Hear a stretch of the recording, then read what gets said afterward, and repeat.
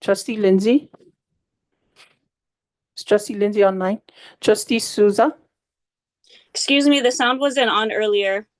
Oh, I'm sorry. What? They don't have sound.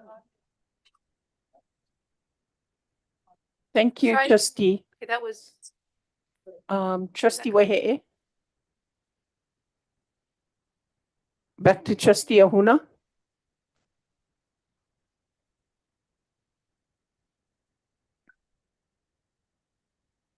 Trustee Souza excused. Vice Chair Wahe'e. Chair Lapa. present. We don't need quorum. We don't need quorum. Hi. I'm trying to do roll call, but my name isn't being announced on mic. Yeah, it was announced several times. Is that Trustee Akaka? Yes, ill. Yeah. Gotta turn the mics on. Thank you. Yeah. Thank you, Trustee. All right, good morning, everyone. Thank you so much once again. Hope you had a wonderful weekend. Right now, at this time, I'd like to call the meeting to order. It is 9:07. At this time, everyone, if you could kindly turn on your microphone, or if you're on Zoom, you may speak so loudly so that we can hear you, so that it records properly for our video, and so that we're able to keep our records. As for the public testimonies, the following rules apply to so that we are respectful of everyone wanting to participate in today's Budget and Finance Committee presentations by our departments. Public testimony should be limited to matters listed only on the meeting agenda and will occur prior to any listed items, conclusion, or vote. If you begin to address other issues not on today's meeting agenda, our chair, myself, will be calling you out of order and direct you to limit your testimony to items listed on the agenda. Testifiers' mics will be unmuted when it is your turn to testify. If you're not audible, you will be muted and the next testifier will be called. Oral testimony online will be limited. In fact, testimonies will be limited to 5 minutes. We will give you a heads up at 4 minutes and 30 seconds so that you can wrap up your testimony. Your mic will be automatically muted once you have completed your oral testimony and or your allotted time for testimony expires. Please log off after testifying, otherwise staff will do so for you. Hi, are there any testifiers today? There are no testifiers at this time. Okay, at this time, I'd like to call upon our COO, Kapunui Kihau. I'm sorry. What? Oh, hi. Okay, I'm sorry, I didn't see that. We do have a testifier. Hi, please call upon our testifier. We have Jermaine Myers online. Mahalo, Chair. Mahalo. Thank you, Chair. Is it okay to testify on, Yes, on today's agenda item? Okay. Yes. Aloha. Aloha. Aloha, Chair Alapa, Vice Chair Waihe'e, Honorable Trustees, and Lahui. My name is Jermaine Myers. I'm an OHA beneficiary for Beneficiary Advocacy and Empowerment. I'm also a Nanakuli Hawaiian Homestead lessee. How we measure success. I looked through all of today's presentation packets, and when I came across how we measure success, I failed to see anything related to beneficiary, including objectives and goals, such as, for example, when there's a flow chart, when it comes to how we measure success, it doesn't show what is going to be the impact on the beneficiaries. So like with the Hawaii Registry ID program, are we going to be signing up 50 per day, 20 work days a month, 1,000 a month? What is the goal and what is the objective? And how do we measure success? Did we sign up that many? Also with grants, I understand that there were grant allotments, but when it comes to measuring the success, how many beneficiaries are we looking to impact? How are we looking to impact their lives as far as when it comes to economic, to raise, to be able to have X amount of Hawaiians be able to sustain living in Hawaii as opposed to moving away from Hawaii. Um, what are the, when in any of the budget items, I'm always looking for how does it connect back to the beneficiaries? How is it going to impact the beneficiaries? Because OHA's overall objective is for the betterment of Native Hawaiians, not for the betterment as an agency, but you better the agency in order to do the better work. But I don't see a flow chart to see how it's going to come back around and impact the beneficiaries.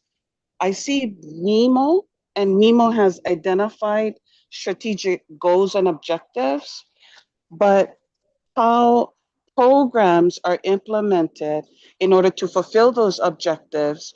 But within the program scope, I fail to see how many Hawaiians are going to be impacted. And so that was one of the first things that I noticed on each of the presentations. And then I looked at the budget items, and when it came to training, for example, we just saw a presentation on how much of the workforce, I don't know because it wasn't identified last week to say how much are going to be working from home. But we were talking about using technology to work from home, but I don't see that transferred into training. So are we going to do Zoom training? Are we going to, instead of traveling out of state, instead of traveling out of island, are we going to do Me'ai and Mana'o virtually on many fronts so that we can meet the needs of more Hawaiians, or we can have conversations with more Hawaiians? I had just completed last month a 4-week training on water law, and it was 3 hours each evening for 4 consecutive Mondays.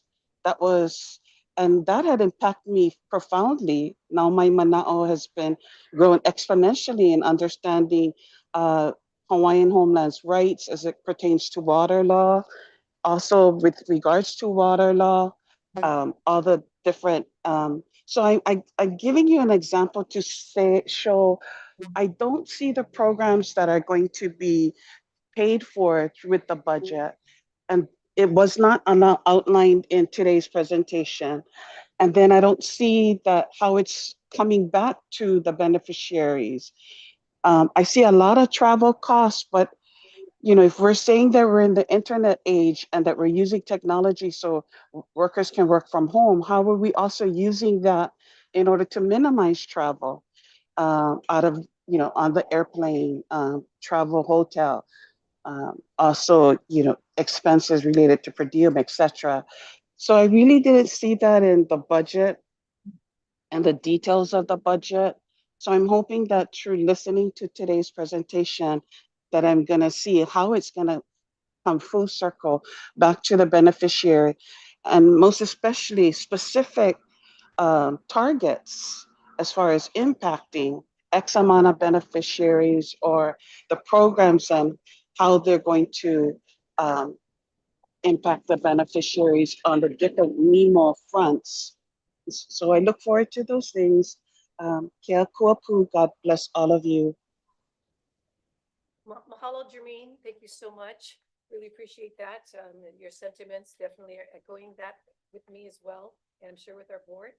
That's why we have these briefings, so that we may understand how our budget is being used, how their budgets are being used, and how that will eventually impact our beneficiaries. All right, at this time, I'd like to call upon our kapunui, Kihao Pu'u, to introduce your staff. Mahalo e ka luna ho'omalu, aloha kakahiaka kako. Our CEO is on Hawaii Island this morning, so I'll be filling in. So with me today, I have Chief Financial Officer Ramona Hink, Endowment Director Ryan Lee, Director of Human Resources Corey Nakamoto, Financial Analyst Grace Chen, Interim Corporation Counsel Everett Ota, Director of Community Engagement Lisa Von Sakona, Operations Manager Royce Campbell, our new Director of Technology Services, Guy Moriwaki, our Senior System Engineer and Administrator, Kevin Chop, IT System Engineer and Administrator, Daniel Santos, and IT System Engineer and Administrator, Arlene Aguinaldo. Mahalo. Mahalo, Kehal. At this time, there are no action items on the agenda today, so we're going to have Kapunui lead the budget presentations. So as of now, we're on item A, presentation by OHA Administration, budget briefings for the proposed biennium budget for fiscal year 2026, fiscal year 2027. Budgets under the Chief Operating Officer, OHA Chief Operating Officer, including temporary staffing, Office of Operations, Office of Technology Services, and Community Engagement Division, including Grants and Beneficiary Services. Questions and answers with the OHA Administrator, Directors, and appropriate to staff. At this time, we'd like to have Kehal begin with your presentation. Mahalo nui, mahalo for this opportunity to brief you all on our budget proposals this week. Before I get started, I just wanted to, I guess, kind of realign or get on the same page again about all the documents that you have before you. So first is our line by line operational budgets and travel budgets. So these are the same documents you had last week, the big 11 by 17 documents. Mahalo to Grace for putting them together. Those are unchanged, but we did resubmit because this is a new agenda. Also in front of you are our org charts for fiscal year 26 and 27. Those are new. There has been a slight change. There was a position left out of last week's submission. So that I'm just flagging for you is updated or revised. Also, you have the deck from our community input meetings that happened a couple weeks ago. And then in a binder that was provided to all of the trustees, day by day, you have copies of all of our PowerPoint presentations.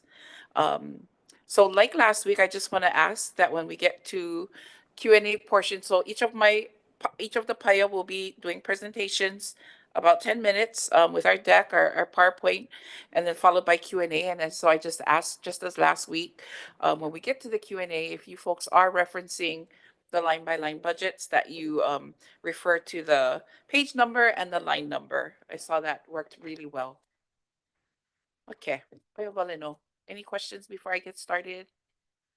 Ole. Okay. Ho makakako.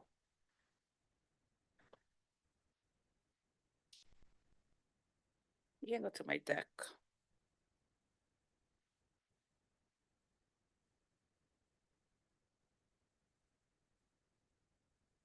The PowerPoint. Yeah. Oh, hello. Okay, sorry. Yeah. It's not showing on my Is it? Zoom over here. Oh, Okay. Okay. Let's see. Yeah, she cannot see. All right. Thank you so much. So I'll be presenting on the budget of the Chief Operating Officer this morning. Again, mahalo for this opportunity. Next slide, please. Kehal, you want to move one over so you can see? Maybe. I know it's It's not showing up on your computer? Oh, Yeah, that's gosh. okay. Yeah, then, so you don't strain your neck for all. I'll just look. Okay, we're on this page. Okay, Okay, so All right. just quick overview. Okay. okay, try, look at, is it on? Can you check? Still nothing showing.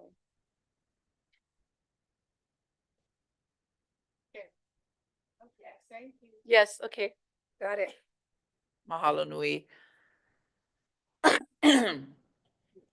So quick overview, the kuleana of the Chief Operating Officer is to lead and manage day-to-day activities of the agency, manage operations to successfully support execution of our strategic plan, oversee execution of all directives in a manner that aligns our agency's resources, supporting and encouraging internal and external collaboration, as well as communication and info sharing, which is really big, and developing new organizational performance models and systems.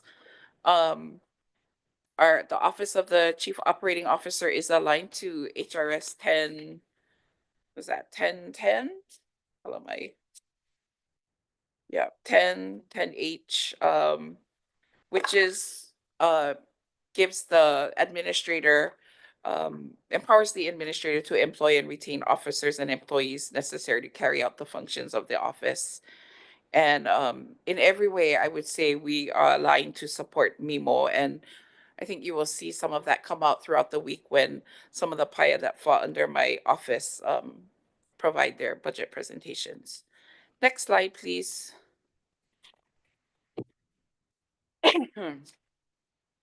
So this is my little org chart here.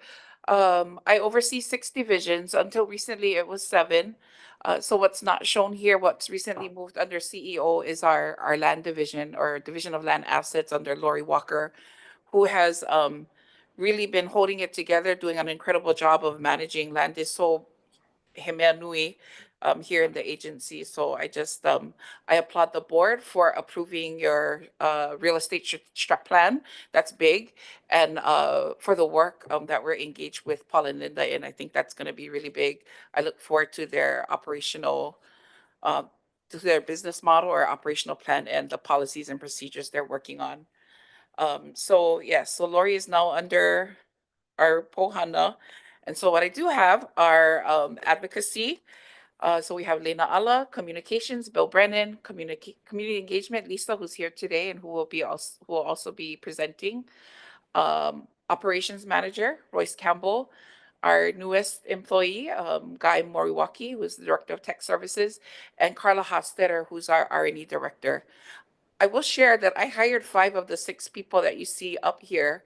When I came into the agency, 2 of the 3 actually of the positions were vacant, and 2 were on their way out when I got here. And so, you know, I have been working hard throughout this year. I think I'm in my 11th month now to hire, and I've hired even under these positions as well. Real quick, what I do want to share, what is missing here are 2 temporary positions.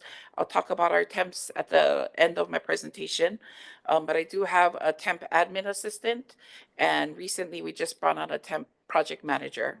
In addition, there are 2 admin assistant positions whose personnel budget is currently in my office, but those 2 positions, which I'll also talk about a little bit later, are actually in our PAIA. Next slide, please. So these are, it's not an exhaustive list. Like, we have a lot of goals and objectives for this year. I tried to at least highlight the ones that are reflected in my budget, or some that I think are high stakes.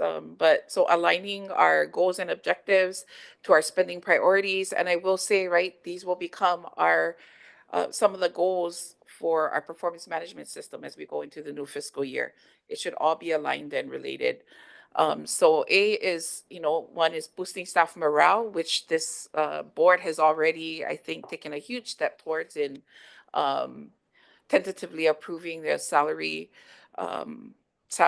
recommendations to increase salary, as well as our telework program. But that is one big priority and goal for this year. We want to increase workplace safety, build a healthy work culture. And when we say healthy, not just in terms of physical safety, but psychological and mental safety as well. Cultivate a strong sense of place, Native Hawaiian place and well-being, and promote work-life balance. We also want to invest in staff. That's huge this year by providing both agency-wide trainings as well as opportunities for staff to grow both as a team and individually. Operational process and infrastructure improvements. We want to increase our effectiveness and efficiencies by formalizing SOPs across the agency. I'll talk a little bit more about that later. Implementing our performance management system, which you've been hearing about. And this one is, improving web presence, but I think just improving our presence in community and our engagement with community. And that will cover several, programs that will be shared with you throughout the week. Finally, executing transformational programs and services. So, in my role, I need to make sure that we are supporting, through the divisions that I oversee, the implementation of Mana i Mauliola. And depending on the division, right, that'll look different. elevating and amplifying BOT priorities, right? So our policies, to the 2000 series. So we have Iwi Kupuna, some things around VAI, international relations, which is really around repatriation. And then finally, rebuilding trust and credibility, both in our communities and with potential community partners, both existing and future. Next slide, please. So this is just kind of a further breakdown, I guess, or breakout of our goals and objectives. Again, not an exhaustive list. I oversee 6 PAYA, so that's where you will see, a lot more, a full list of our projects and services for the upcoming biennium. But again, as I shared, boosting staff morale and investing in staff. And so some of the projects and programs are laid out here, and the measure is actually not a measure, it's an outcome that I put there at the end. But if we do all of these things well, coupled with the efforts of the board, we will see increased employee satisfaction. We will see increased staff retention and a decreased vacancy rate. Next slide, please. So this is our operational process and infrastructure improvements. So one of the big ones here is developing and implementing SOPs, again, our performance management system, improving our online presence, and just the way that we are getting information out there, as well as dialoguing and having a two-way. And so what we will see, these are more outputs, I think, but if we achieve this well, is we'll have well-documented SOPs that are accessible. I want a one-stop shop for all the SOPs, for all the request forms that our different PAYA have, so that when someone comes into the organization, they know exactly where to go to access the things that they need. We will see agency-wide use of our performance system, and it's not just that we have something in place, but it would be a system that promotes, reward and recognition, but also support and accountability. And then finally, increase engagement via new and updated, mechanisms. Our Pohana has wanted to start a podcast. We want to maybe do a little makeover of our website. And so these are some of the things that we hope will help us achieve that. Next slide, please. And last, so just so you guys know, the deck you guys have has the wrong wording. This last one should be executing transformation programs and services, but I think it might say the one before. But this is, I feel like this is where we'll be able to do some really good stuff, both in and for community, but as well as for our organization, so that we can serve our communities well. So again, bringing up supporting Mana'i Mauliola, and there are some concrete ways that we understand we can do that at this time.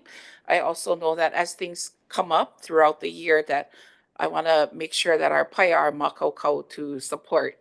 Iwi Kupuna, so some of our, and this is not specifically in my budget, but you will see when advocacy comes up, when R&E comes up, some of the efforts that will be made towards amplifying our BOT priorities.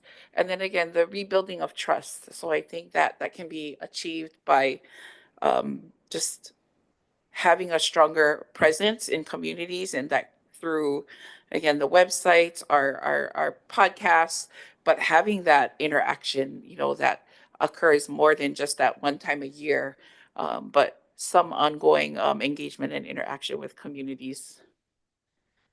Next slide, please.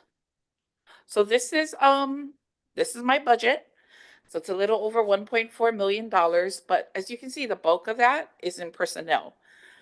Yeah, which is, it's going to change. So it's going to go way down. And so I just have 4 expense categories in my budget. Second is contracts at $75,000. Third is programs at $13K, and the last is travel costs at $41,410. Next slide, please.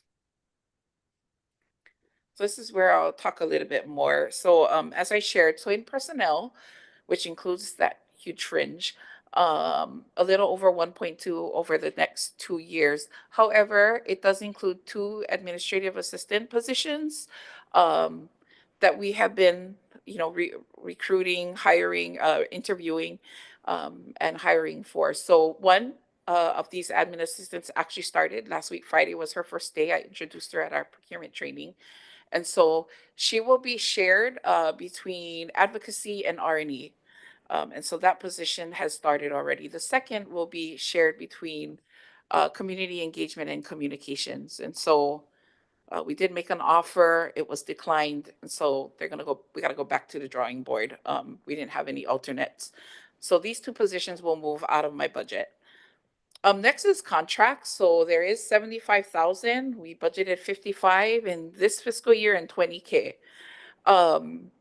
It might seem like there's some duplication because right now Corey carries some management training budget in his in HR's budget, and that's for HEC manager training. However, this leadership training is focused on both our executive leadership team and Ka'aha, which I just learned a few weeks ago means is inclusive of all of our directors, managers, and would be senior positions.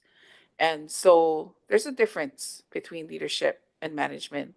And we really want to focus, again, to become that employer of choice.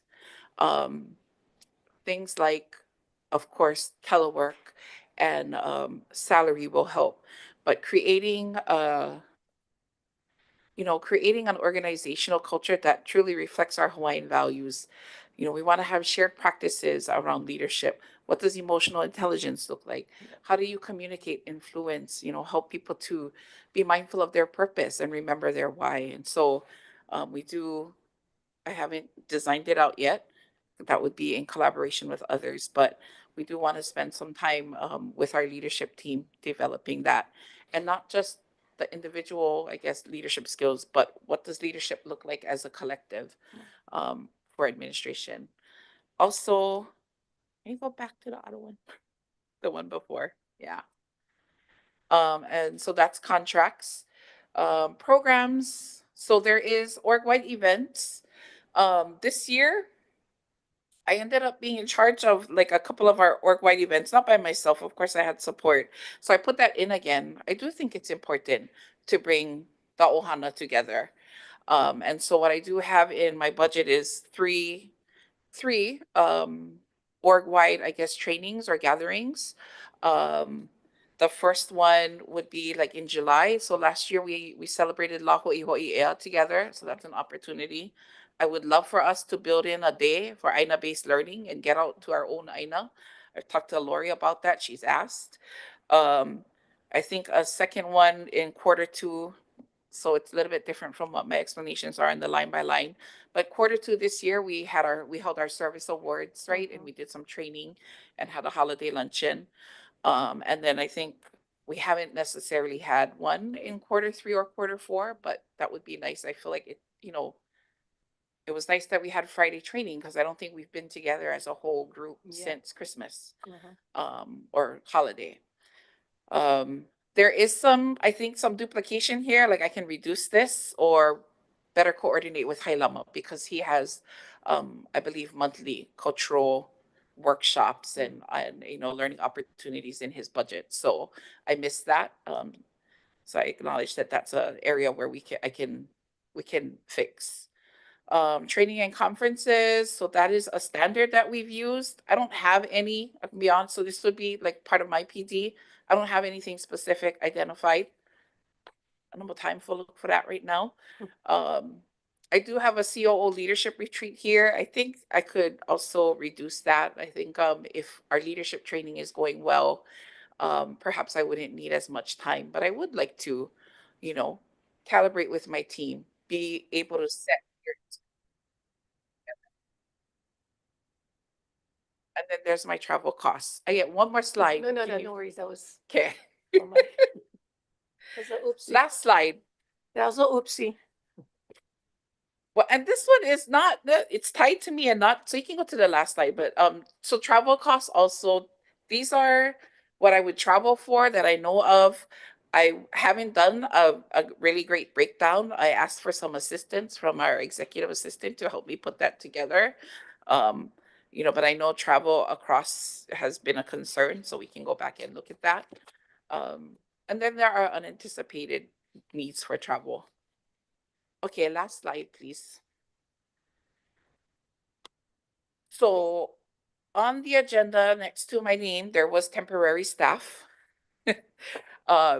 So I wasn't quite sure what was being asked, but I did talk to Chief of Staff to try and get some information from her. So a few things. First, I want to distinguish temporary staff from interim staff. So temporary staff are the staff that we currently contract, although this doesn't include the accountants and stuff that Ramona contracts. But we have about 7, I believe, right now in the agency that are contracted through Remedy Intelligent Staffing. These temporary staff members do not hold supervisory positions, right? So they're in, they're our guys on the ground with the rest of our staff. Interim are our full-time staff who are temporarily assigned to a vacant position. So we have one right now. Our public policy manager is an interim. When I first came on, our beneficiary services manager was an interim. So we do have some interims, and those are, their positions not just that they're filling a need. They're filling a need not just to manage people, but to help manage process, to help support the director in getting things done, or to support myself. I had one manager but no director, and so we've worked closely together. So we have both temp and interim staff, and it's my understanding that the budget has its own special account or program code, but this was created, I guess, to support the reorg that happened in 2021. So this was originally budgeted to address needs that were associated with that. So not necessarily, and I made Corey come and Everett to help me speak to it. Not necessarily temporary staff. I think there were other things that were included in this budget. But this is where it came out of. And so the temps are being paid out of this account as well. And sorry, it says 2023, but I think it's the 2021 reorg. So it was, and I get it, right? You want to be makokau, you're going to have some transition happening, people going out, coming in. I don't know, change management maybe was part of that. But this was, kind of help address that. I will say there, it hasn't been budgeted for in 26, 27. So it's not in any special account code, nor is it in HR's budget this year. And then I just am naming right now, at least what falls under COO, the admin assistants, the temporary staff that we have. So we have 6. And there they are. And so I think it's missing, shucks, okay, but we have 6 and we have vacancies. And so it is my hope, what I'm trying, like my strategy is, if these staff members, they've been with us, they have established that they can produce high quality work, they're doing the work that we need, that minimally, because I know that we cannot just hire you, but that they would be given the opportunity to at least compete for any positions that they apply for. So that's, something I need to continue to have discussions with Corey and our Pohana with. We do have a few who have applied for these positions as well. Yeah, that's all I got to say. Wapau. Okay, mahalo. Thank you very much, Kehal. That was wonderful. Are there any questions? Go ahead, Trustee Galutaria. Yeah, mahalo. Aside from the, obvious adjustments that you'll be making over time, certainly this trustee is supportive of what you've presented. My question is more along the lines of the 30,000 footer, because it's mentioned twice in goals and objectives and strategic alignment, specific to rebuilding trust and credibility in communities. So I'm about ready to rip off the scab here. What does that mean when we're trying to rebuild what? And what happened? Why do we have to rebuild trust? Why do we have to rebuild credibility? What's happened to the agency? What's going on out there? I could probably say, but I'd like to hear it from you. Well, thank you for that question. I think I'll just speak from my own personal, ike and knowledge having come into this agency. So when I was in college, I was very aware of OHA, at UH, and it was a very interesting, planihakaka that we would see. Um, and I think that still follows OHA around. I hadn't been following OHA prior to coming here for years. Um, until I was made aware of this position. But in my short time here, I think there is some eha. I think there's a feeling and I have people's faces in my mind, like given some of the engagement that we've had over my last 11 months, of feeling like OHA has not necessarily addressed some of the issues that are important to community. I'm going to call out like some of the EV issues here on Maui, Kauai. I think there's also a lack of just knowing what OHA's about. So my own ohana, when I shared that I was moving over here, they didn't know, like, what does OHA do? They didn't know that. So it may be not just rebuilding, but also just building our brand, building who we are, making that known to community. In the community meetings that we went to, and I think I came in after the first couple, a lot of concerns and issues have been raised. Some of them were not necessarily OHA Kuleana. But I mahalo the SNI and some of my PAIA team who kind of took that on to follow up and follow through. I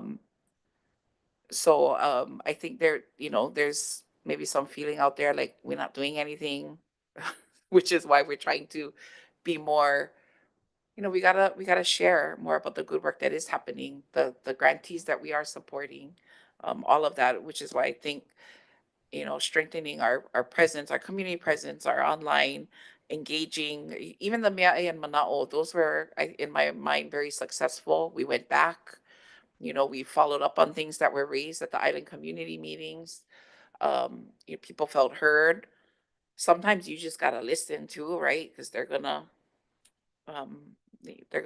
share very passionately their concerns. I don't know if that answered your question, but No, that does answer my question. I think, and if you don't mind, Sure, go ahead. following up, what is the tipping point? When do we begin the quote unquote rebuilding process? Is it buried in a budget? Is it buried in an ethos of thinking, or a combination of both? Or how do you envision that happening? I feel like we've started already. I hope so in these meetings that we've been having with community, our pohana, our chair, doing more of these interviews, sharing more about what OHA has been up to. Our even in advocacy, I was told like it didn't seem like we had a very strong presence in the legislature, last year, but Lina Allah, you folks, even Chair Lindsay has made it a point to have stronger presence to build relationships with the legislators. So I want to say that we have waho'o makamako, and that it probably is a combination of both. Being very intentional, like about setting time to engage. Again, strengthening our presence, being able to build who we are and make that known. One more follow-up, if you don't mind. Rebuilding is something, right? Credibility is something else. So where do you think we lack credibility? And these are kind of loaded questions, but we want to bring that conversation to this table without any type of, we don't want to hold back. We have an opportunity now. Okay? What do you think? The difference between rebuilding and credibility, what in your opinion do we lack in terms of credibility?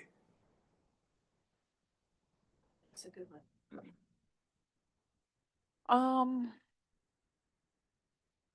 I don't know, that might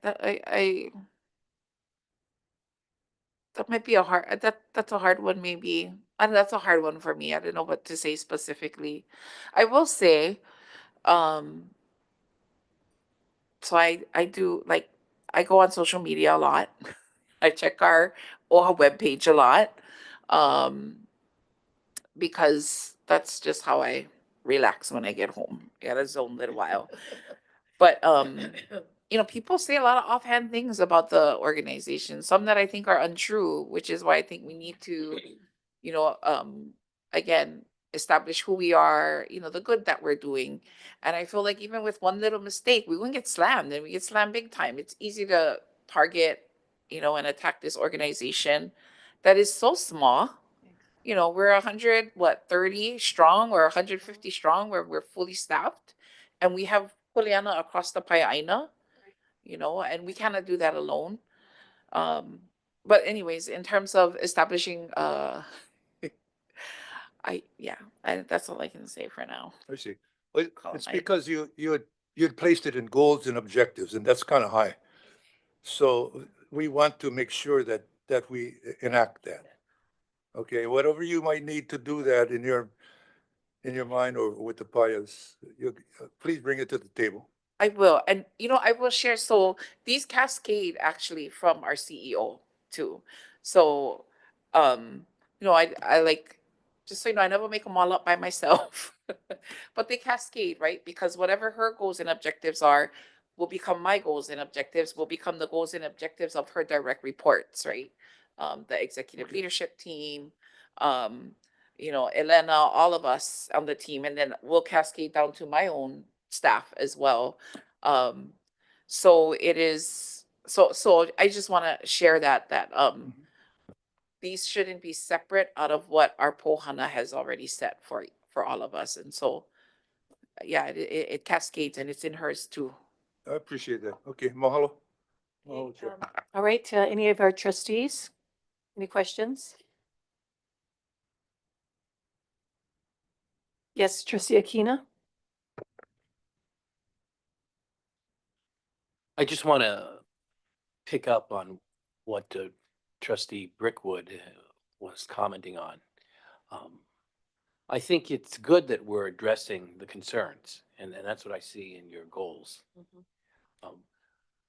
Are there any efforts to develop our brand, especially across all of the Paya?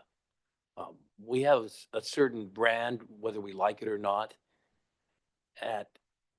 in every community. We have a brand in the legislature. We have a brand in the media. We have a brand in community groups we go out to, the community engagement. And we're making positive efforts in each of these different areas. But I just wanted to suggest that perhaps we could take a look at actual branding of the organization and proactively try to state, what do we want to communicate? What do we want people to think about us when they conceive of OHA, and so forth? Mahalo. I completely agree. And in our goals and objectives aren't articulated that way. But, as I was looking at the objectives, the activities, that was my mana'o too. Like, we need to lift that. It's not just web presence, or those are the activities that are going to get us ultimately to that desired outcome, which I think should be, right? I mean, which is part of this whole trust, credibility, but through, really a strong branding strategy, I guess, is for lack of a better word.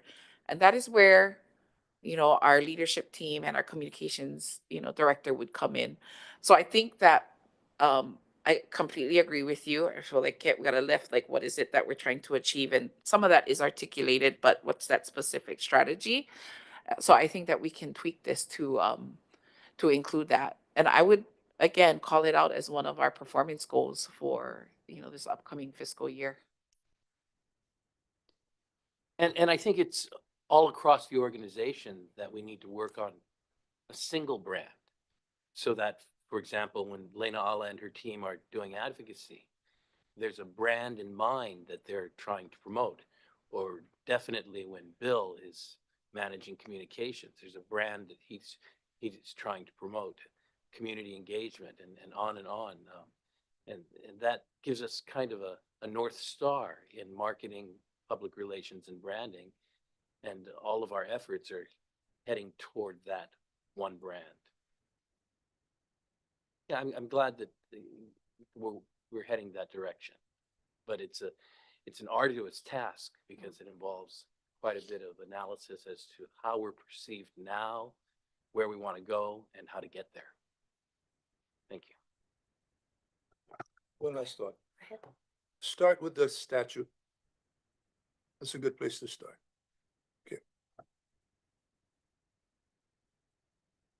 Okay, Trustee Kaile?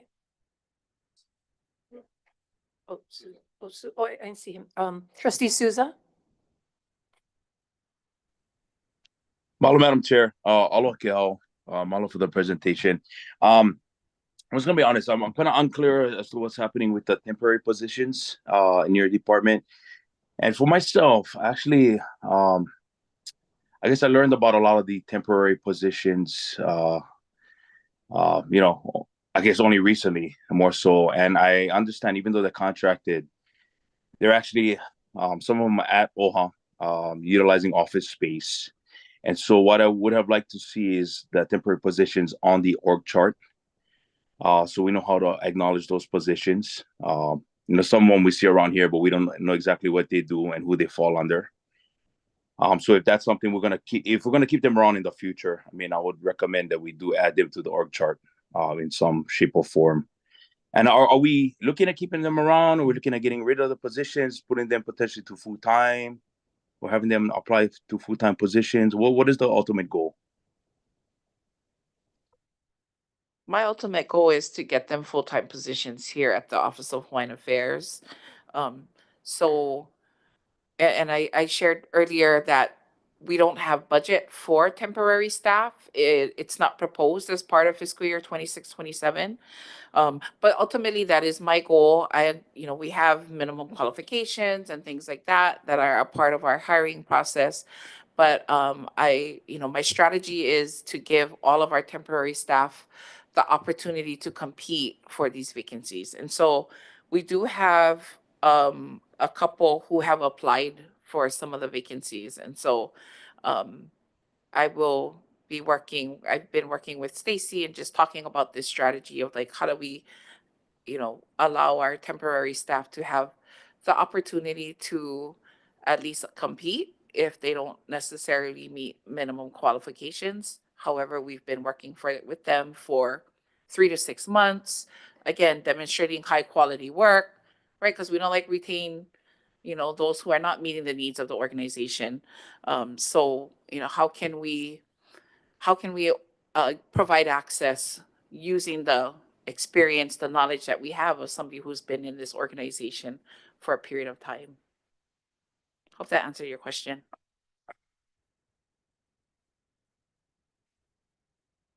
Okay, Trustee Kahele? Mahalo. Thank you. Yes, following, my line of questioning would have been along the same lines as Trustee Souza. I have several questions. I'm pretty much referring to the budget worksheets here, both this and the travel worksheet. So I'll just start with the first one and just keep it to personnel. So I'm on page 30. Would be your first line, number 907. The personnel and fringe. For FY26, of course, we know these numbers are going to change because of the potentially committee recommendations for those that fall within those categories.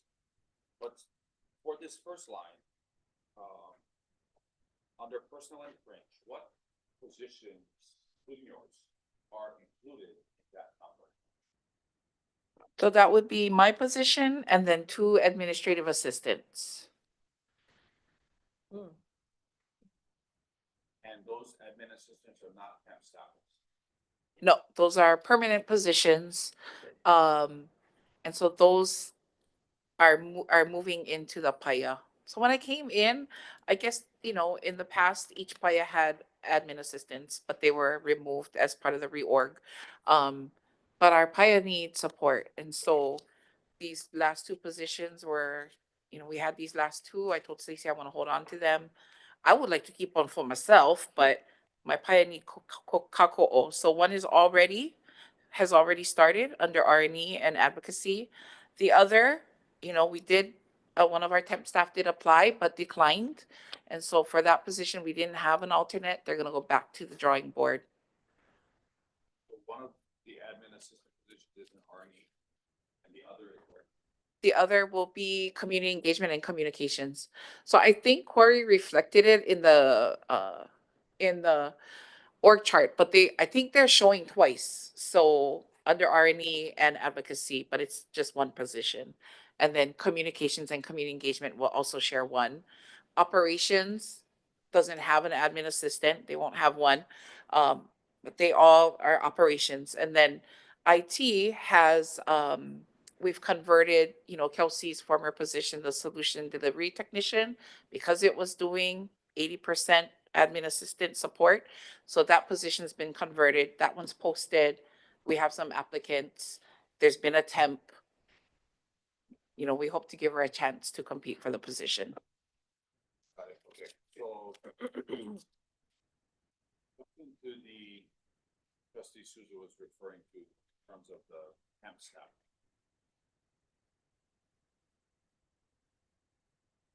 How many temp staffing positions fall under you? And I guess my question would be, so you referred to Remedy, right? Remedy is a staffing contractor that we provide that fills temp staffing positions throughout a bunch of different files.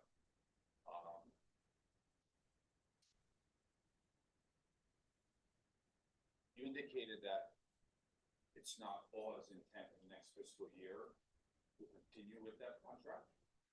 Because are we going to be, that contract ends in August this year, so is our intent to not have that contract anymore and take the existing possibly positions that are being filled by those temp staff and include them into full-time staff if they are qualified and go through or have a desire to work in their OHA? That is my desire.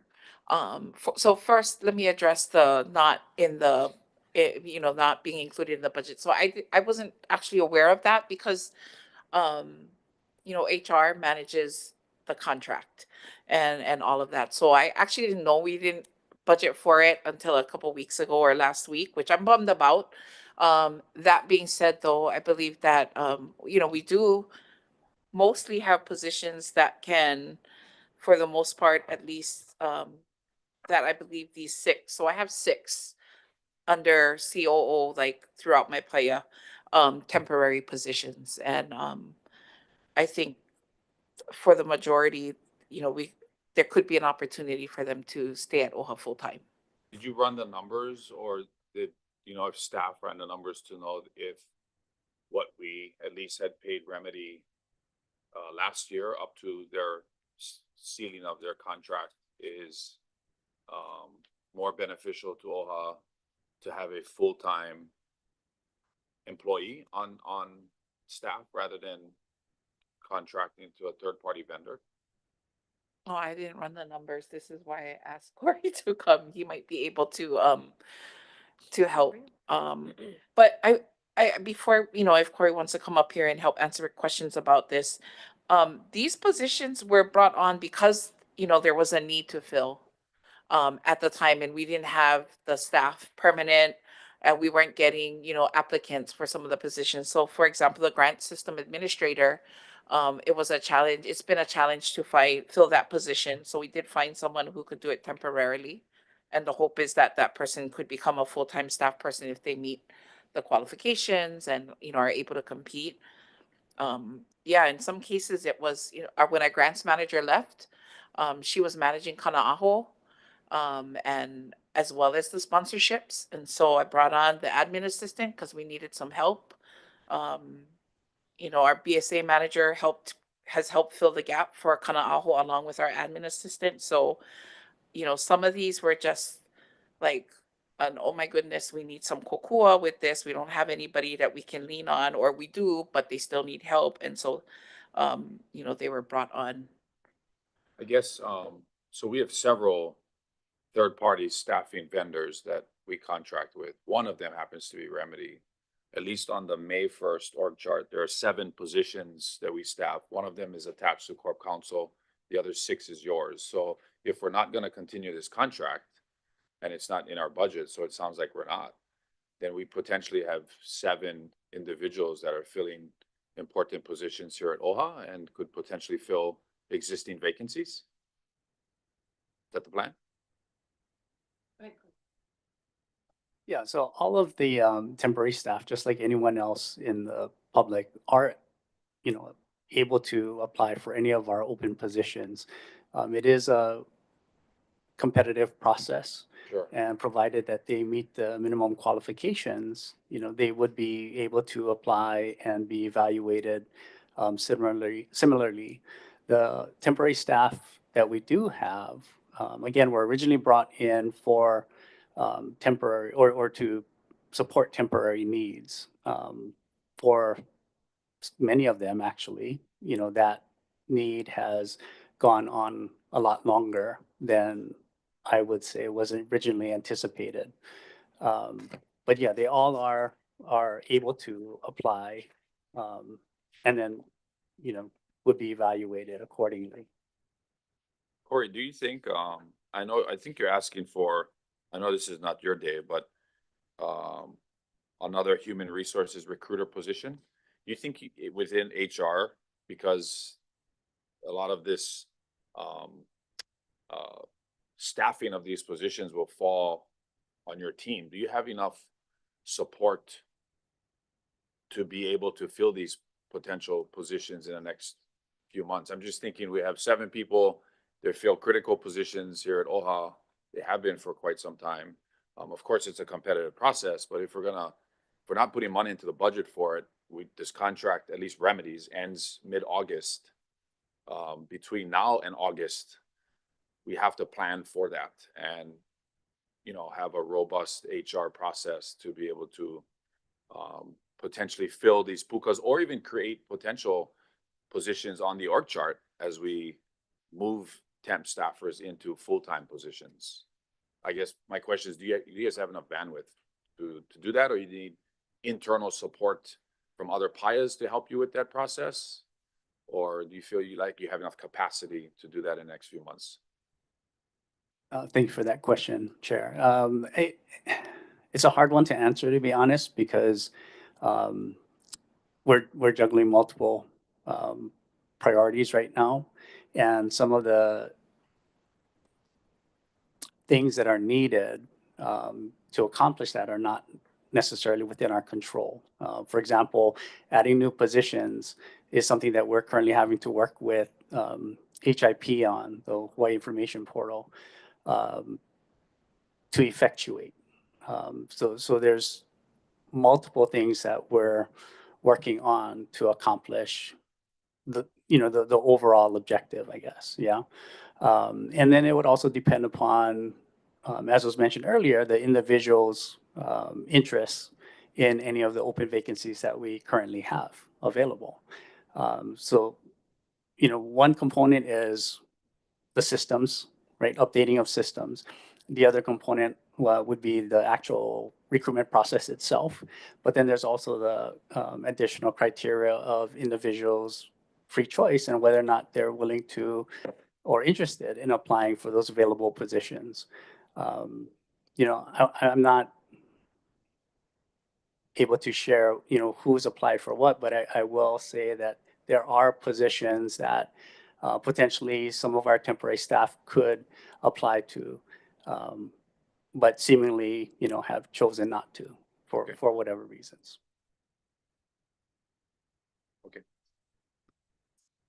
I have a lot more questions. Okay, First, Kai I'll has a- defer to somebody else. All right, anyone else? Go ahead, trustee Kina. Since we're on the same sheets here, on page 30. Let's see.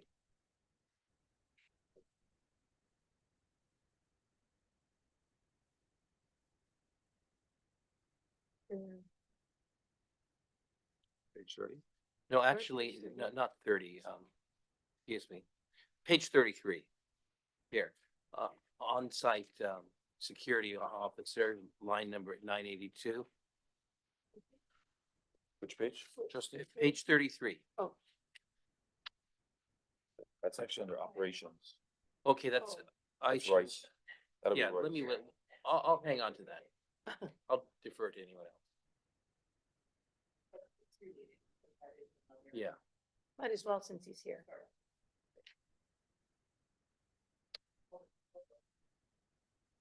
Royce. Okay, so this is a Royce question. It's a Royce question. Okay. So he'll be Okay. here soon. Nope. Oh, Yeah. We'll Wait just for him. finish up in yours. Want me to go? Yes, go ahead. Matt. Okay, great. Right, Kai. Okay, going right, back to page 30, back to your, request, the $75,000 contract request. Can you talk a little bit more about the type of training?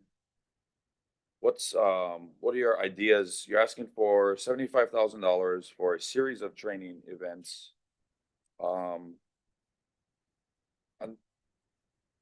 characterized as OEB leadership, cognitive coaching. What is cognitive coaching, and are you planning to RFP this to vendors to provide this type of training, or how did you come up with the frequency of the training or the specific dollar amounts, the $3,437.50 per training? How did you come up with that?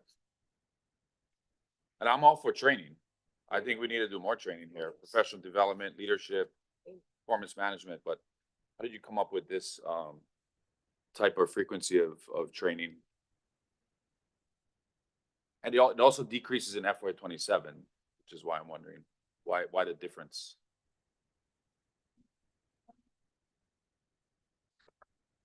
Okay, so sorry, I giggled a little because we, Pohana and I had sat down and we actually did a per staff figure. And I couldn't remember what that was, so I just broke it up into the quarters. So first of all, 4 per quarter. So this would be 2 groups of training, 2 groups being trained. One is our executive leadership team, and then one is Ka'aha, which is inclusive of our directors, managers, any senior level positions. And we really want to invest in leadership, right? I think that as leaders, we create the culture of the organization. We want to have shared leadership. We want to be a reflection of what, culture based, what our values look like. They shouldn't just be something on the paper, but what does that look like in the way that we lead? So 2 per quarter, I think is our goal. Why just that? Because I think it's reasonable. It's just, we have so much going on. So we're trying to be, I'm trying to be real about what is manageable or doable for our group. I do see it as kind of like, we're together as a hui, as a cohort. We haven't necessarily designed out what it is. I do want it to be like an RFP. We want to contract some people to come in to provide some training, but also to facilitate us. I think as we like talk about what our values look like concretely, like, how is that reflected in the way that we lead in our behaviors and our actions. So there's that around OEV leadership, and to me, like tying that to our values. Cognitive coaching is something I learned while I was at KS, and what that is, um, really coaching your staff to do some problem solving and critical thinking on their own. So instead of, you know, solving the problem for Corey, I'm going to ask him some questions to help him think through how he's going to resolve that problem. And so it builds, it builds our critical thinking skills, capacity, problem solving, all of those things. And so that's just a type of training that I think could be beneficial. There's a lot packed in this one little box, but again, haven't necessarily, designed it all out. I kind of like this stuff, so I'm kind of excited about it.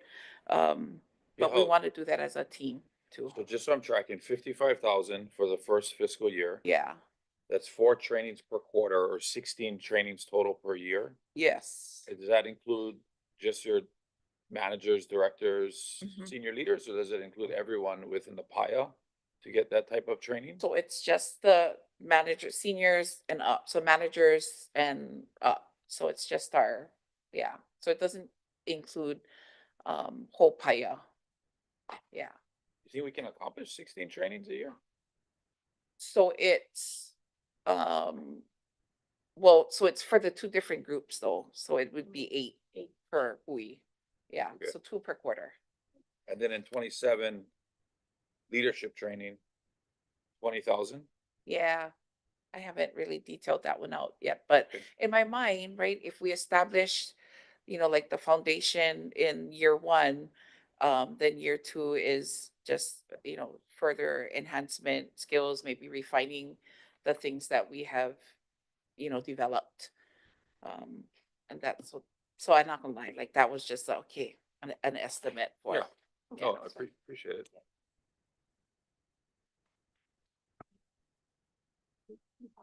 No, you go first. Yeah, Trustee Akaka? Good morning. Aloha.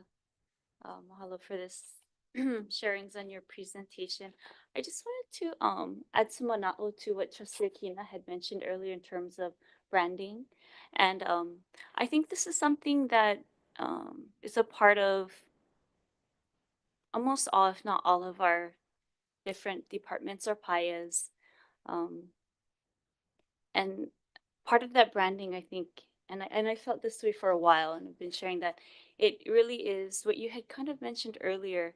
When we're going out in the community, when we are on a broadcast, whether it's on TV or on radio, if we're in person, it's always answering those questions as to why OHA exists. What do we do? Oftentimes answering the question of the common confusion between the difference of OHA and DHHL. That seems to be pretty prevalent within our Hawaiian community and our Hawaii community as a whole. Most times, I would say that is the case. So, and then that gives room for us to share those feel-good stories. But again, I don't think it is just to this department, all the things that you're speaking of, but this has to do with our community engagement and so forth, even legislatively, and kind of to touch more on our presence as well. I would say, with the legislature, we have been pretty active with our one-on-one meetings, our caucus meetings and so forth through the years. But it always goes back to letting them know why we exist and answering those questions is in terms of what is brought in fiscally and what goes out. And that is I keep going back to the info briefing with the ways and means, but it's having it where our website, our social media, that those are avenues that make it pretty clear and easy with pop-ups as to the things that we are doing and how the monies that we receive, how that is positively affecting our community. So those feel-good stories, I think, are amazing opportunities. Those that are recipients of our Malama loans, those that are recipients of our grants and our sponsorships. I think that it's being implemented, but how do we look at it in a way that it's even tighter? Every single thing that we are doing that is entering, say, a nonprofit or an organization that we are tasking to fulfill that kuleana, the OHA logo needs to be there. Those that are receiving that, they need to know that OHA is the one providing that. That is my mana'o in terms of how we have a better idea as to why OHA exists, because I think that'll fill in the pukas, but I think we can look at more opportunities for us to have a regular presence on various broadcasts, whether it's TV, the variety shows that we have locally, radio, and I know that we were discussing earlier a podcast, but things that are easily accessible. So people have even just, not just the sound, but the visuals of what we're doing. We need to be able to provide sound bites. We need to be able to provide photos and videos that are like at the top tier. Those are the go-to information that we want to be putting out. But I think that also has to do with training whomever is going out to represent Office of Hawaiian Affairs in any capacity. They have that 1 to 5 minute things that we cover. And a lot of it is what we're covering in these neighborhood board meetings when we were created, why we were created, what our mission is, what our strategic plan is, those 4 points, the pillars, the directions, and some of the things that we're working on currently and in the near future. Mahalo.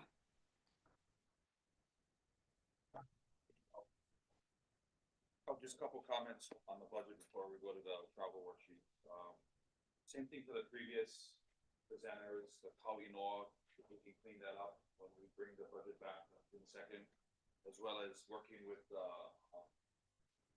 Kapohana on the honorarium, that piece, seeing if we can do that differently. Jumping to the travel worksheet. Is only WIPSI, well, besides WIPSI, which is in the CEO's budget, you're not anticipating any international travel? 26 to 27. Everything is, you have CNHA, yeah, on your travel budget. 26 convention. Sorry, and a 27 convention. No international travel? Okay. So one, I'm gonna be honest, I didn't necessarily identify all the travel for myself. I go where I'm told to go. But I know for 26, I was on the list to go to, is it Iatea? I'm on that list. Yep. Anyway, I'm not sure if I think there's some concerns about who's gonna remain back in, Malamara Ohana. But that's one that I know of. I didn't know I was on the WIPSI list, sorry. Or CNHA, but I would love the opportunity. I've never been to CNHA. WIPSI is an education conference, so I would definitely want to align my purpose for travel with my role here at the Office of Hawaiian Affairs. So, that's something that I would look at. But Well, on page 18, it does list CNH on your travel worksheet budget. Page 18 of the travel worksheets.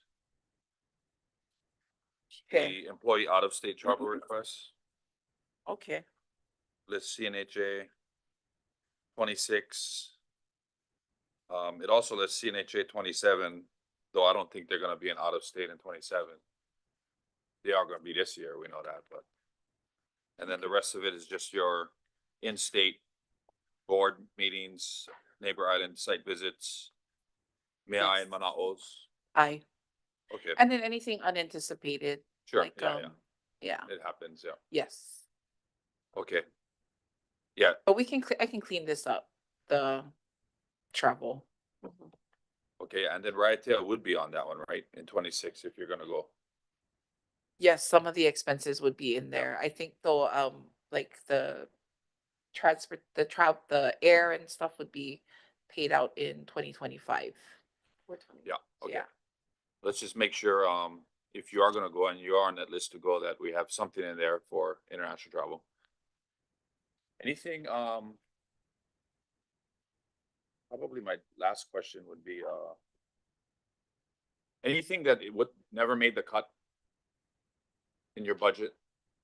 Yeah, I mean, this is obviously, you know, a slimmed down version of it, but was there anything that the trustees should be able to consider that might have not made the cut, but would be something worthy for us to consider taking a look at? That helps you better do your job as the CEO. Okay, so I was talking to Stacy about this last year. So as you can see, I would love to have a project manager, you know, on my team. So it's me and the two temps that we have right now who are really supporting Kanaaho, sponsorships, which, you know, I hope those will, you know, the plan is to shift those back into grants, and then just different projects. But, you know, and then I have Lawa'e who's shared, I share her with, Hailama, but a lot of projects or things that come my way or things that we want to work on, like SOPs is a big one. And I'm a fan of SOPs, because I like having process, clear expectations, right? You hold people accountable to it once you train them and orient them to it. But that's, you know, a huge gap, I think, here. There were some, standard operating procedures. I think one of the things I've learned since coming here is that things tend to go when people leave. And so there are some things that we've started from scratch here, or you've got to find people who may or may not have that information. I would love to, like, my goal, I want to set up a system, you know, that all OHA Teams channel where I want everything to be accessible. I want that to be there. Like, I want to help create systems and processes and procedures that will be sustained beyond any administration, you know, through changes in leadership and stuff. And then there's all these, you know, ad hoc projects that come my way that I would love to just have somebody help manage that and manage me. So just to clarify, then your request would be to have a project manager added to your org chart, like as a direct report to you? Yes. That'd be like, kind of like an project manager, admin assistant type, or someone who would just specifically bird dog these projects that keep coming your way?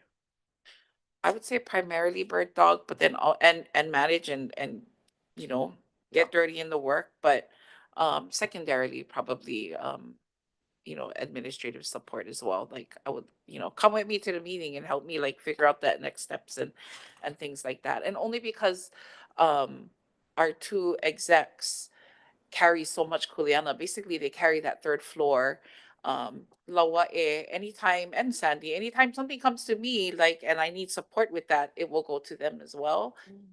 So So they basically filling that described role now for the you? project manager, Who's kind of filling that role, or is it you filling? it's me. It's I'll give some of it like to like there are short-term projects to Micah. We now have Ellie, who is a short project manager.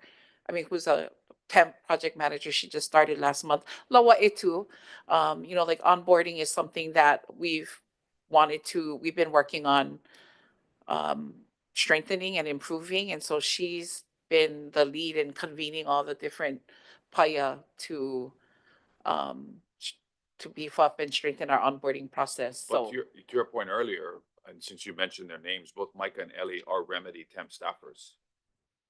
So we may not be able to lean on them by the end of the summer. Would someone in the temp staffing pool have the qualifications and capability to serve as a project manager in your experience working with them? yeah, I think so. Yes. Okay. Yeah, so maybe we'll work with Corey on what that org chart looks like. Especially if we're saving the resources by the remedy contract sunsetting at the end of this summer, right? Okay, anything else? Okay. Okay, great, thank you. Okay, yes, thank you. Anyone else? All right, so I think we're gonna move on to our next presenter. Yeah, and that's who I want to talk to.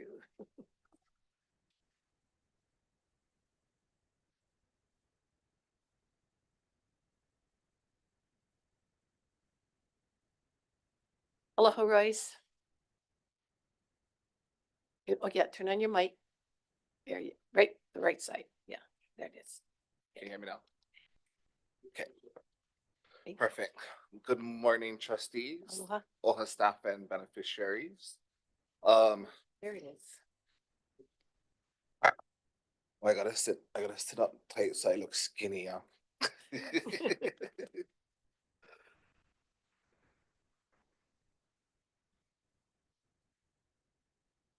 Blue. Yeah, that's right.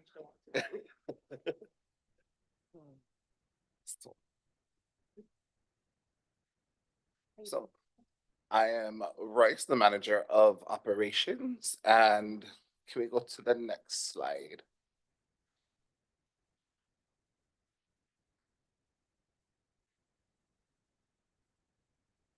So part of our division purpose and responsibilities is managing administrative and operational activities, including risk and safety, facilities, fleet management, security, mail, scheduling, travel services, fiscal processes, and event coordination.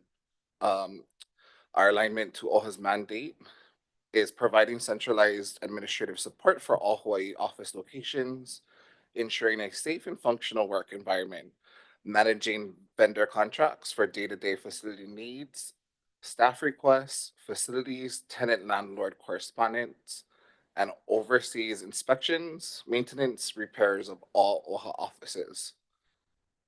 We align with MIMO by supporting all PIA to ensure that the strategic priorities are met through the operations of our day-to-day needs.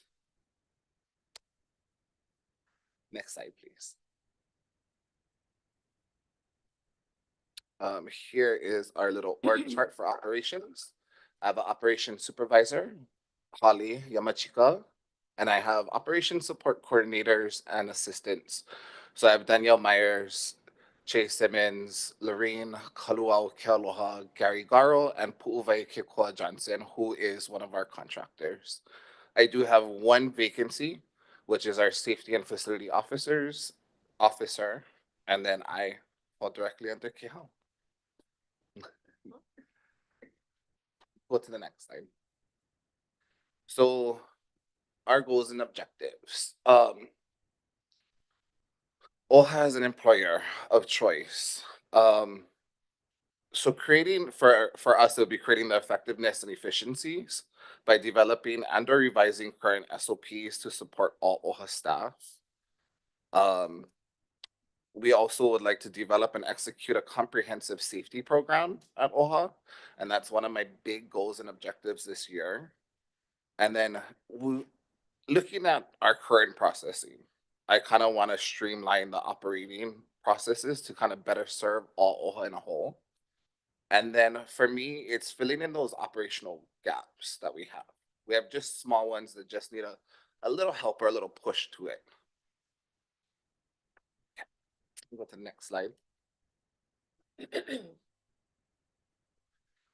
How we support MIMO is by supporting all PIA, filling those gaps. Nope. Yeah, you're good. No. The next one. The next one. Yeah. Right there.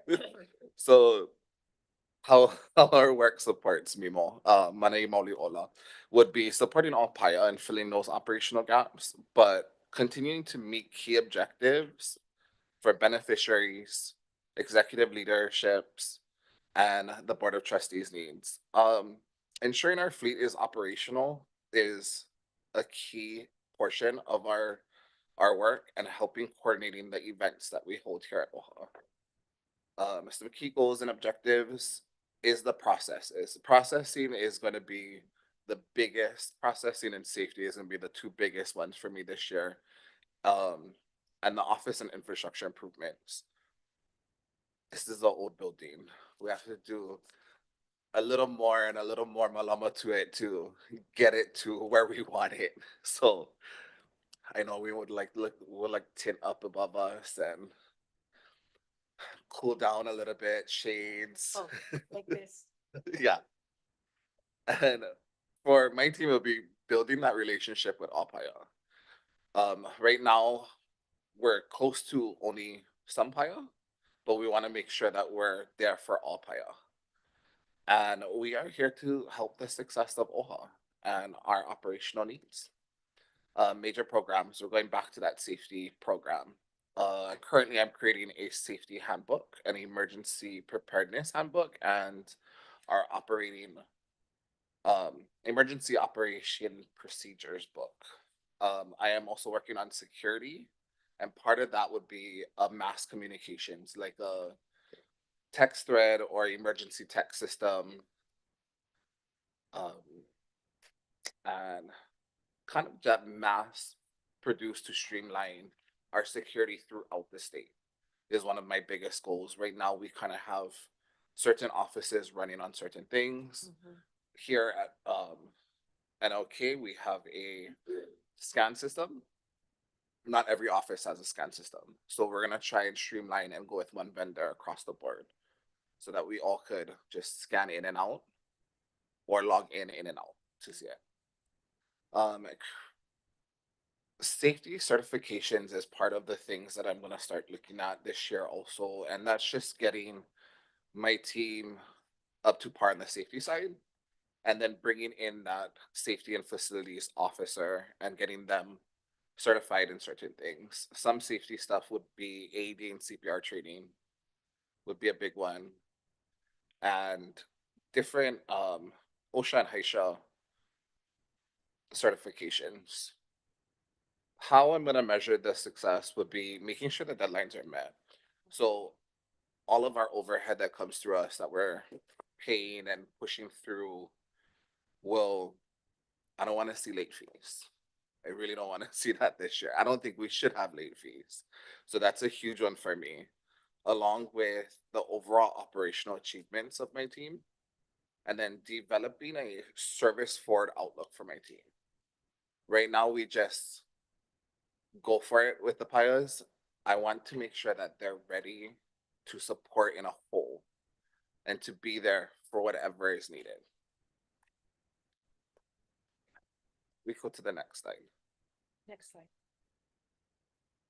So here is my budget request for fiscal year 26-27. It's a little bit above 8.2 million.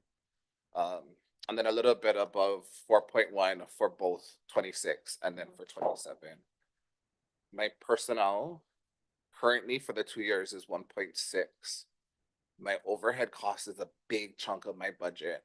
And that is right now for the 2 years, 5,345,460. And that is a huge chunk of our budget so that we can make sure that we could come to work every day with lights, water, and a building to come to. Our contracts right now, we're at about 280,000 for the 2 years. Equipment is kind of a bigger chunk of my budget at 763,000. And then for the programs, we're at a little under 200,000. And then travel costs being a little bit under 50,000. And then broken up between the two will be about 24,000 each year. We could go to the next one.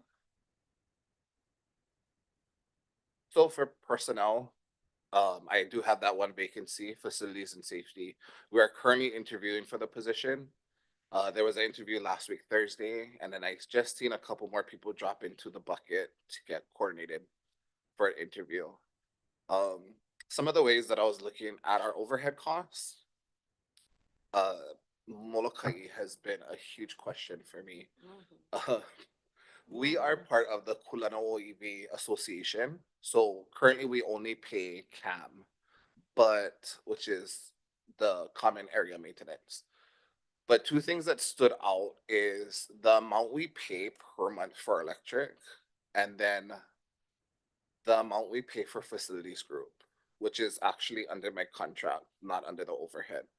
But we pay about $1,400 a month for both of those. So one electric at $1,400, and then one facilities group at $1,400. So I started working with facilities group. We are re-looking at their contract and bringing down the 2 days to maybe a 1 day a week service.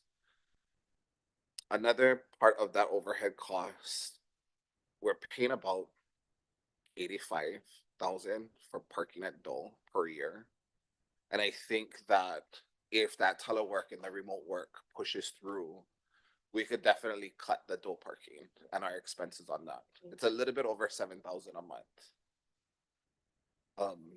Some major contracts would be our running logistic contract.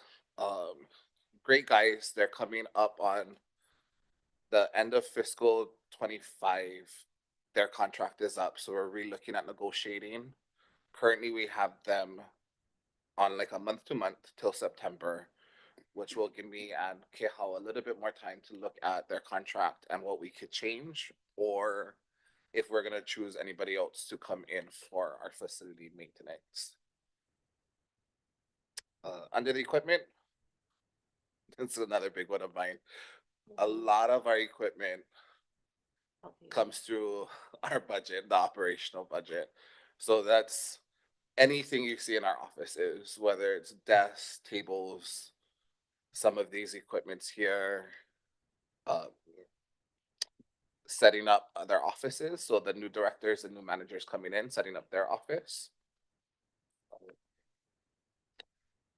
Our company cell phones, anything you think of kind of comes through that budget right there. For our program budget, some of the things that I inputted were a huge emphasis on safety. So safety program in a whole, safety handbook, a one-stop shop safety area so that everybody could go in and look at it. And then I kind of wanted to develop it to have like safety, maybe every payday is how I used to do it.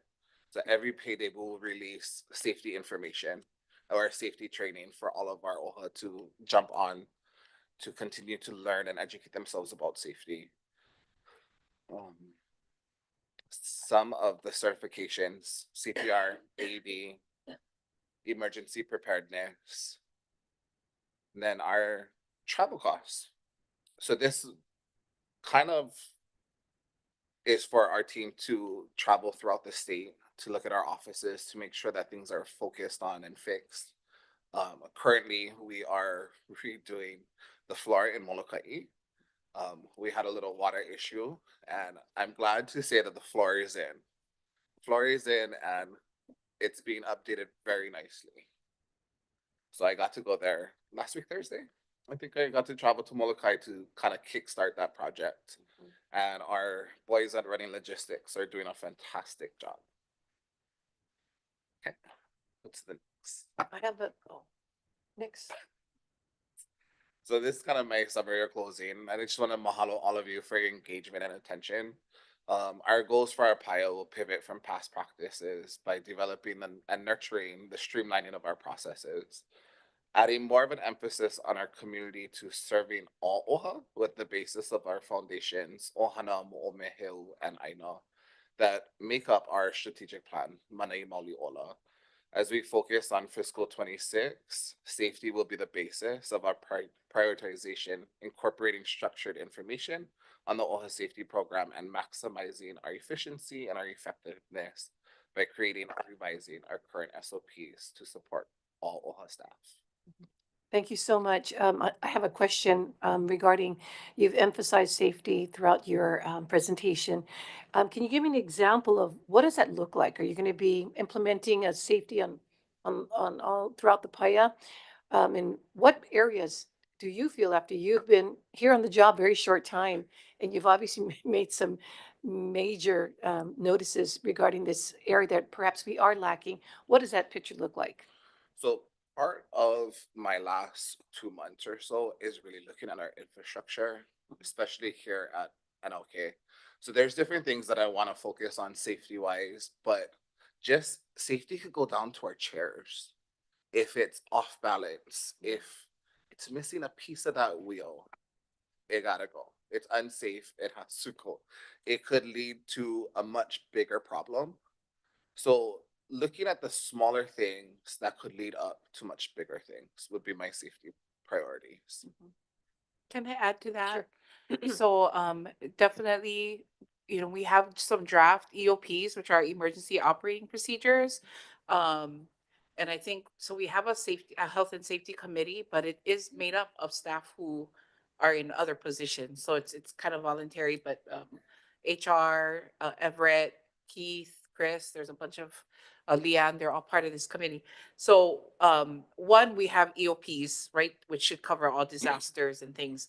But those are kind of general EOPs. So one priority would be to establish EOPs general, but then that are site specific to our different offices. So we know what to do when there's a hurricane or when there's a fire and things like that. And that's one of the things that I think, as a result of people not being in the office and then having come back in. So here at NLK, I think we had a fire drill back in November, and that was the first one that we'd had since 2023.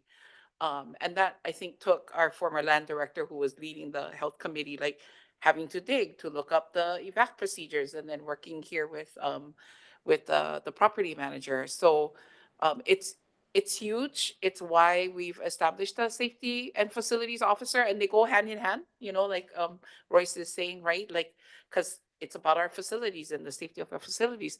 But it is a gap, one that, I've been very open and transparent about. So we are really hoping to get a officer on soon. And I will share that even that position didn't exist here at the Office of Hawaiian Affairs. So safety it's like two lines in Royce's current job description, but there was no position dedicated to that.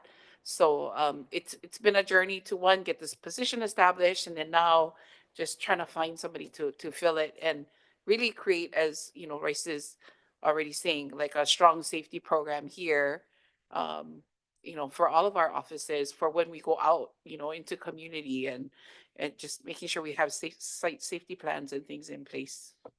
Okay, great. I really appreciate that. Another follow-up regarding, Royce, you naturally was on the Molokai office, and and you've made notes of what is lacking in our facility and so forth, and the upkeep, what we need to do to put us in the level that we're able to operate properly.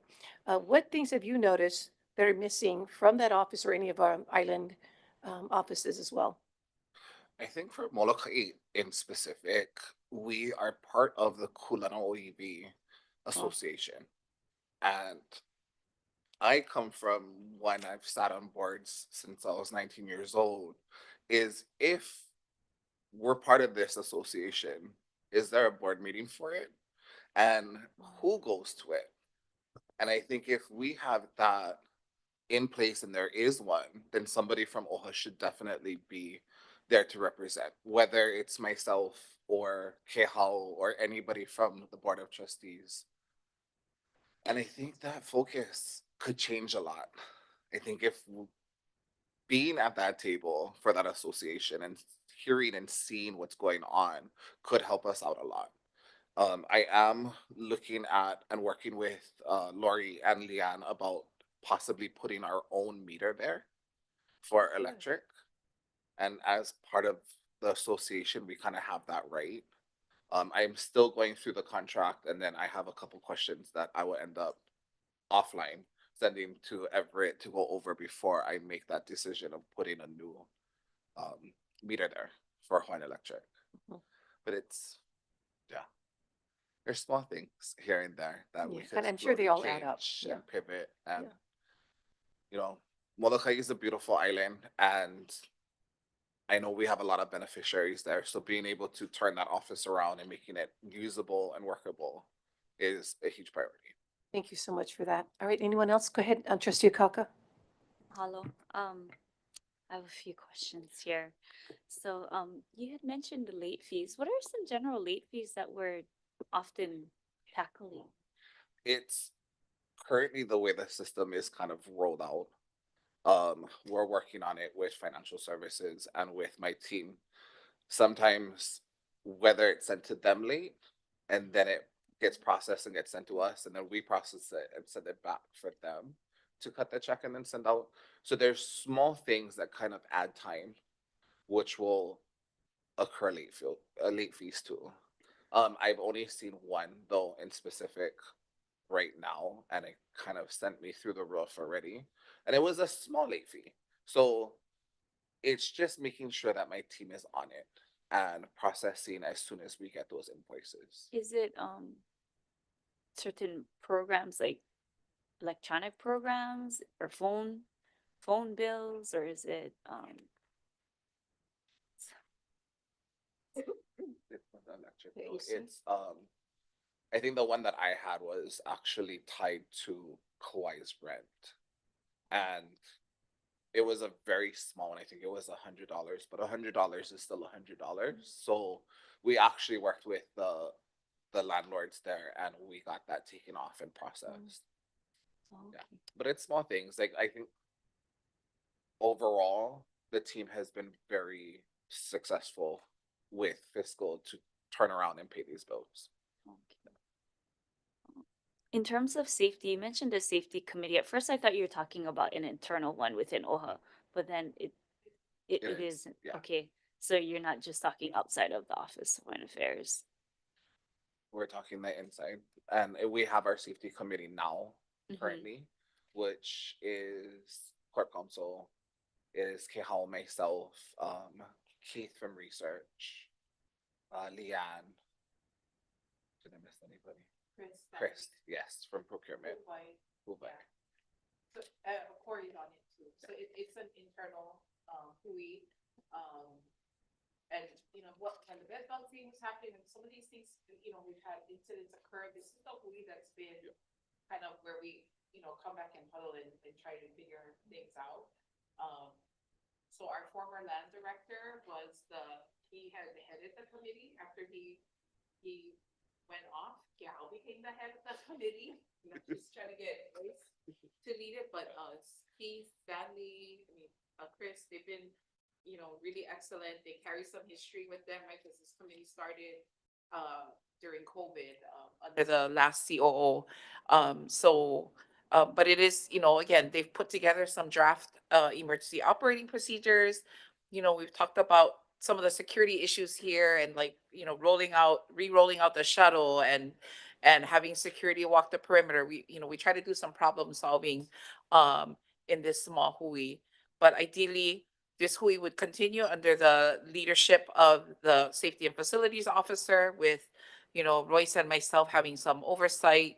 And we've put some things in the budget, like, you know, help us go around and go to each of our offices and like do a solid, you know, safety assessment to let us, you know, tell us what we need, what else we need, to ensure that our staff are safe. Again, it's a growth area, one that we need to address right away, especially since we're waiting hurricane season and stuff. So is it where each department, there's a certain appointed or designated person that is the person that manages the safety, and then they're the point of contact between administration or like all of the departments? How is it? So for instance, for myself, I'm thinking, okay, how would that apply to our department with the Board of Trustees? Is it our chief of staff? Is it our deputy chief of staff? Is it the board secretary that huddles everyone up? So the puts up committee word? isn't represented across the organization. And I don't know how the team was composed, but I do believe some of them were part of this team from COVID. However, so when we did our fire drill back in, I think, November, so there are what we call safety site coordinators. Again, we've only run the drill once, but the Royce and Leanne folks are getting us ready to do a second one. But anyway, so we do have appointed site safety coordinators. So these are the guys who can wear the vests when we're having one fire drill, right? And like gonna make sure everybody gets out of the suite. So we do have appointed for third floor, suite 200. I think we have multiple, as well as BOT suite. I can't remember offhand who your safety coordinators are, but we do have them. We've only done it once. We did some, you know, there was some like a follow-up debrief, things that we need to work on and improve. And that's just, you know, again, one, I guess, trying to address one potential safety hazard or disaster. So we do need to continue that work for, you know, in anticipation of any kind of disaster that could occur. So is it where the various departments know who the emergency person is for that department? Like, for instance, I would know, I'd have to contact so-and-so in our department if something is happening. So if something is happening, what's the current practice right now is people are reaching out to either Everett, Corey, or myself. But again, those safety coordinators were specific to the fire drill. So they would have, if you were there physically, evacuated you out. Right now, actually no, and ops, sorry. So right now, the go-to is legal, HR, ops, or myself. For anything that happens, like for instance, the bed bugs that went straight to ops, or the lobby area, right? That went to, I think, Corey and Everett, and we currently, coordinate. But the safety officer going to carry plenty kuleana, because I want that person will be our what do you call it? They would be the disaster coordinator, or they would be that person for the Office of Hawaiian Affairs, with myself and Royce backing them up. I think also to add to that, moving forward, part of that security and mass communication would be a calling tree for, to say something small, would just be a calling tree where each pile, the director will get a call. What I also was looking at with Like our a MS current Teams yeah team or something like Teams, that. email, and then I'm looking at a text option also through our security system. So I would contact Corey, Everett, or myself, I think would have access to it, and I will send out a text through the system. Hurricane on its way, please be prepared, or tsunami coming. We are currently not in a minimal tsunami, but we are in a flood zone for a larger tsunami. Seek higher ground, something like that. So is it where like the practice is quarterly or annually, there's a point person that sends out this information or part of the onboarding for oncoming staff that they're made aware of this? I think we could add it to the onboarding, and I think it's something that I would want to do probably twice a month. So the easiest for me to remember would be the paydays. So each payday, a new safety training would come out, or a safety pamphlet to read up on, and it will be throughout OHA. That is my ultimate goal, is to set up a learning academy per se for safety. And each week will be something else to be added, or each payday, something else will be added, that we could kind of document and see who's going through, taking the activity quizzes or whatever. So my other question is regarding even just outside of our boardroom here, we have various nui, things of heavy value. And I think, whether there be like a natural disaster, fire, human components in there, what are the practices in holding down these and securing these mea? And the other thing too is the proper coverage or framing to ensure the longevity, whether it's just keeping intact the quality of it. For instance, we have the keep here. I worry about the sunlight hitting it, or if there was fire sprinklers that were to go off, how does that affect paintings that don't have proper covering, whether it's acrylic or so forth. I imagine these mea are insured and so forth. Are you folks looking into that as well? I think that's something that I just need to start looking into. Yeah. It actually didn't dawn on me until now, till you brought it up. So I think it's something that I could add to my plate to look at, and to see what materials are currently being used and Yeah. how we could better Inventory. those materials so that they could be long lasting. So for instance, the cape we have here, when I look at it, I'm thinking, okay, is this UV protected? Because here I am getting burned by the sun, and I'm thinking these mea are in there all the time, and they're exposed to UV light, they're exposed to light bulbs, whatever it is, and how are they being properly cared for? I think right now, yeah, that's a gap that we're finding. And I could definitely look into that and try and close that gap. I know for Mahalo. that Ahu'ula right now, I don't think it has any protective covering on it so that the light may affect it. I think so. And some of our lehulu also that we have. Yeah, I think we need to look at museum quality framing and housing. So for instance, not being able to see our reflection in it, you know, if photos are being taken next to it, which is a common thing happening, there's gonna be that flash as well. But those are different things to consider because I look at what's happening overseas and those that are sharing their mana'o very passionately, but oftentimes what is compromised is a priceless artwork. And I Yeah. think that we could, you know, like, because I think about roles and responsibilities and that definitely ops, you know, that might be something that Hailama is lead in. And Yes, like, I how do think we he needs care to be in for what is partnership with that. needed? And then operations will come in and, you know, provide that support and stuff. I think, I'm glad you raised it because I think it is a gap. I'm not even sure who has had Kuleana over taking care of these things in the past, but I know that we have staff that do care for it. I know Lucy does, you know, our beneficiary services has taken, you know, has taken the role in caring for some of these things, operations, Kai Markel, because there's a lot of things that he's helped to get here, that's here. But yeah, I think that's that, Mahalo. maybe that's a 26 Because even project. even when I look at the quilt outside and the painting, I think of some of the worst things that can happen. Somebody trips, liquid flies onto this or that, and what does that look in terms of the repair and maintenance? My last question is regarding the Molokai office. So you had mentioned the high cost of electricity, the renovations, and even the cleaning.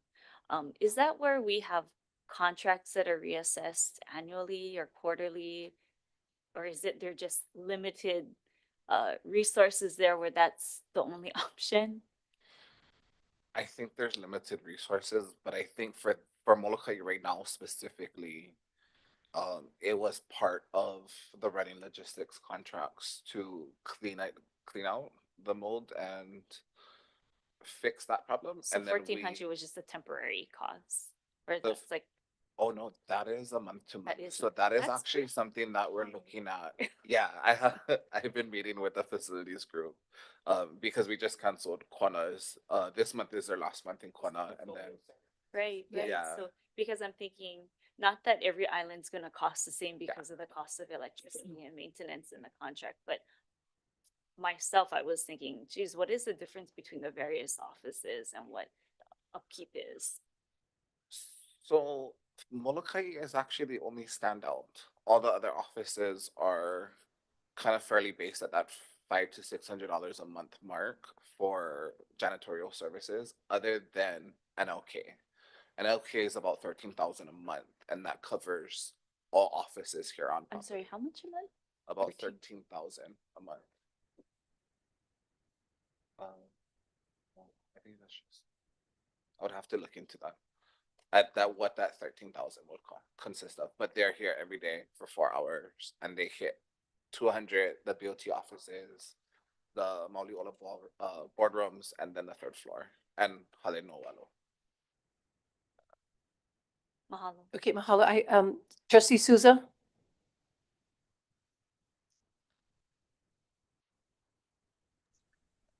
Mahalo, Madam Chair. Mahalo, Royce, for that great presentation. And you actually answered my question I had earlier on the parking situation at Doe and Alamakukui in regards to the pending, I guess, telework policy and the reduction in possible budget reduction. Sorry. So thank you very much. I just want to comment. A great presentation. I like your confidence. And, you know, for whoever's presenting this next few days and this next couple of weeks, you know, tell us what you need. Tell us what you don't need. And be confident in doing it. And you're doing a great job of that, Royce. Recognizing where the issues are. And, you know, it sounds like you have a plan in trying to execute and figure it out. And so I just want to mahalo you, Matt. Thank you very much for being on board. Aloha. Mahalo. Mahalo, Trustee Souza. Really quick question on my behalf.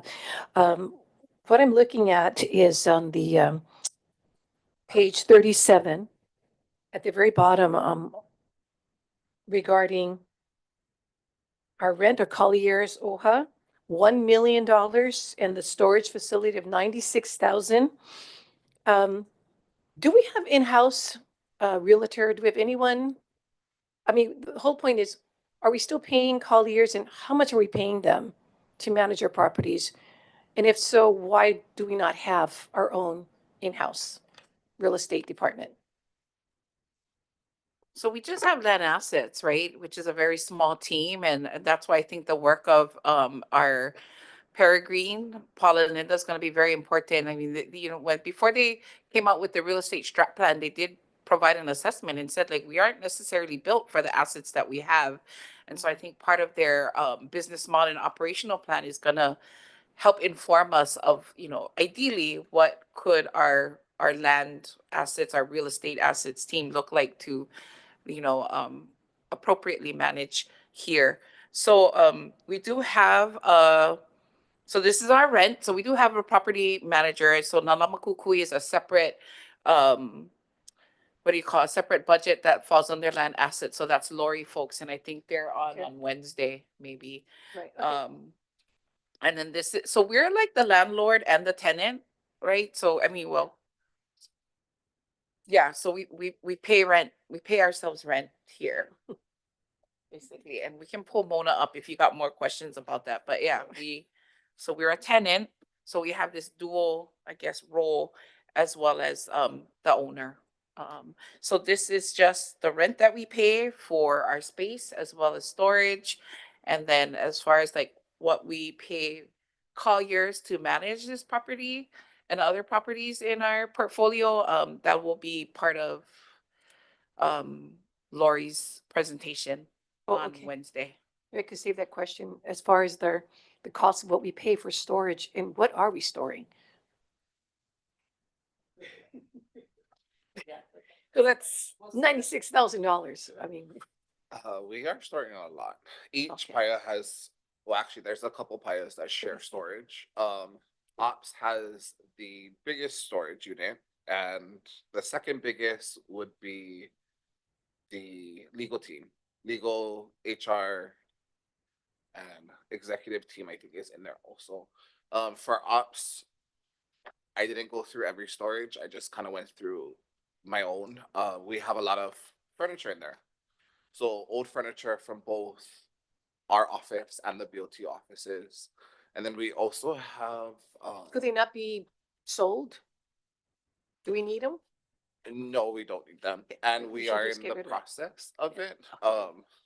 I just learned this from procurement, that there's an actual full paperwork that I gotta fill out and list all of the inventory on it. And then I will bring it to Stacy's desk and Chair's desk to sign, and then from there we could get it out.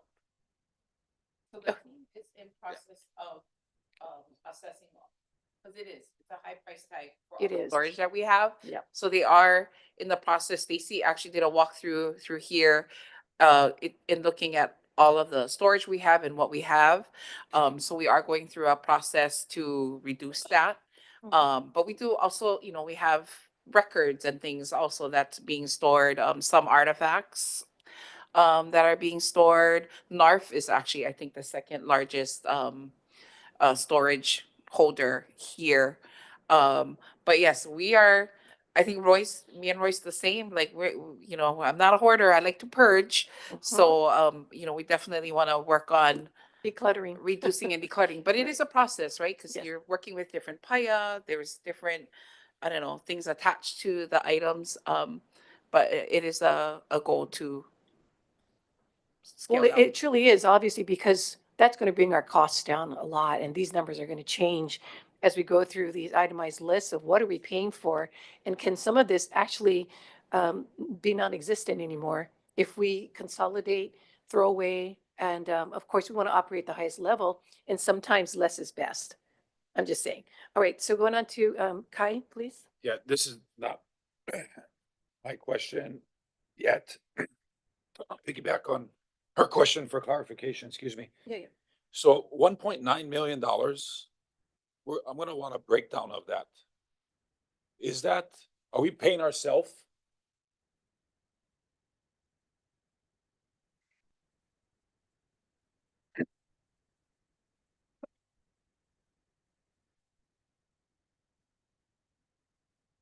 Aloha trustees. Oh. Yes, that is rent that we pay ourselves. How So much do we pay out of the 1.9 million? How much do we OHA pay to itself for this building? And then we also pay 96,000 to ourselves for storage? yes. So we pay rent for this building to Nalama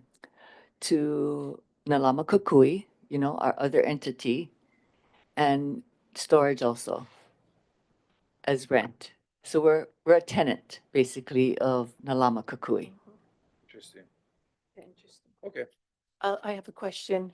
I never I'm asked sorry. that question yet. Unless you have one to this. It's, but not to this, it's another. Okay, let me one ask you relevant. another. Go ahead, Oh, you and finish ask. up that one. Yeah, go ahead. I'm gonna focus on this budget worksheet, page 33.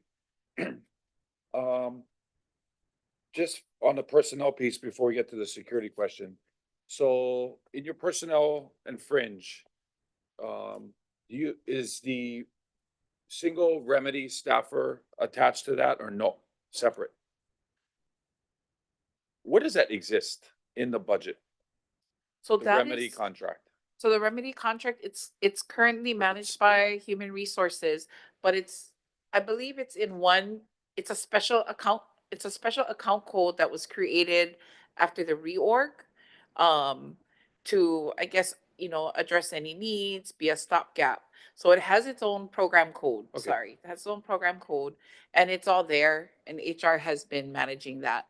So So all of the temps are coming out of that account code or Okay. program code. Okay, so obviously you have one in ops and, along the same line, if we're not gonna continue that, I know you're hiring for a security facilities officer. Not sure if this individual is a future part of your team or not. I would love her to stay on our team. That would be the best. So you'd have to look at addressing your org chart then. Yes. Unless, because, you don't have any other vacancies right now in ops. Yeah, currently I don't have any other vacancies. Okay. All right, then my real question was the page 33, line 982, as well as lines 987 and 988, this security, on-site security officer. In 26, you have 50,000 for that. In 27, you have, another 50,000, but then there's a $5,000 line item. Is that for security? Are you referring to the LEE security contract? Or is that security that also covers the movement of our OHA staff between here and Dole? Or can you provide more the- clarity to that line item? So the 50,000 is to cover our security that's here, which is inclusive of, him doing walking the perimeter, being an escort. And so that's in both fiscal year 26 and 27. The 5,000 was added. We were, I can be very honest, like myself, Royce, that because, he's new, I'm new, and then our staff. Anyway, that was added. I was advised we should add that to cover special events. So in 2027, I think would be our next Vestiture. investiture. Yes.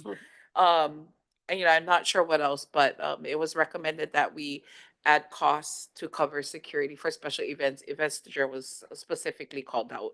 So just to clarify then, the security, on-site security officer, that is not the LEE security contract?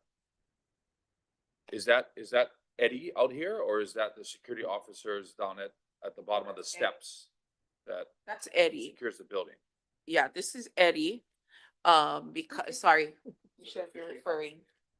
No, the Yeah. reason I ask is because the current contract for LEE security that ends in early September is for $180,000.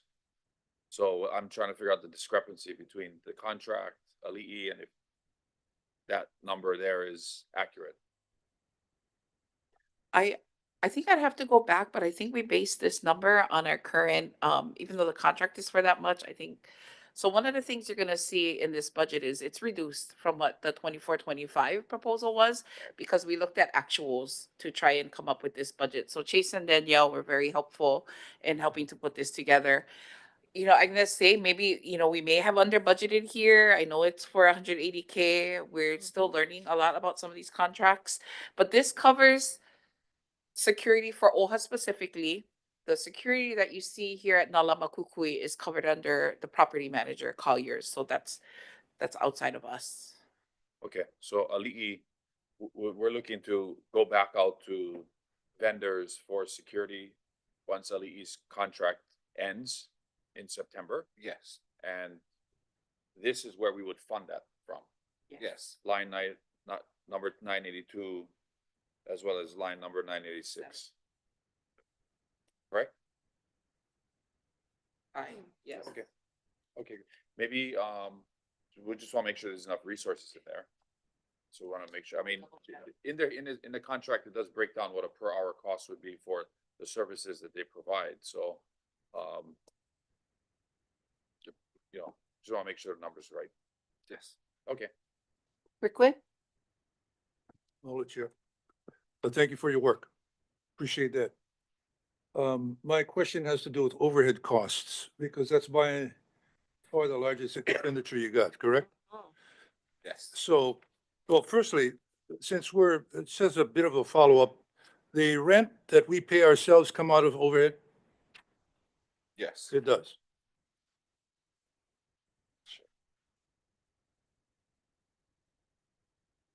You want to get back to me on that then?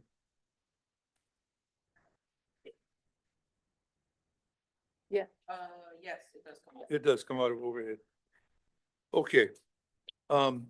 Do we have an ongoing evaluation program of all the conditions of the structures that would provide us with, instead of being reactionary, preemptive, so that we could cut our expenses down? Because you never know what's going to happen, right? Take a look at the bed bugs as an example. That's after the fact, right? But that's just a small example of what could be done structurally if something's not sound. How do we preempt anything like that? And is it in the overhead? So I think that could be, sorry, I just jumped in. Go ahead. Okay, so, I think what we would do is, so a couple of things. One, there is, what we are responsible for in terms of facilities as a tenant, because we have kuleana, like things like our pest control and stuff, that's our kuleana. And then things that the property manager is responsible for. So, we don't have any kind of program in place right now, but, I guess what I envision is that when we contract and we have our safety and facilities officer on site, that they're assessing not just for, like what we need to put in place for safety, but also our facilities, right? For that, for that very purpose, as well as, what does maintenance look like? Deferred maintenance, having some kind of plan. But I don't believe that we have one in place at this time. I could be mistaken. Leanne Gentry, so she works closely with this team. She's our liaison, right, with Collier. She's our real estate or our commercial property agent. So I could be mistaken, at least specifically for here at Nalama. She definitely knows what the needs are, in terms of the building and stuff. But for us specifically in our suites, like, it wasn't until the bed bug thing happened that we found that, oh, we don't have an ongoing pest maintenance, program here at Nalama Kukui, nor do we have that for the outer island. So that's something that we've now included in the budget. Okay, we may want to, yeah, okay. I'm glad that we're addressing that. Preemption is really important. Follow-up, and then Pao, I think for myself. Does each island have specific needs exclusive to that island? Or is it pretty much general when we're dealing with our offices? It's pretty much general. Yes, each island is different, but when it comes down to the actual running of each office and their operations, it kind of all stays the same. The only difference would be Molokai, we don't have a rent.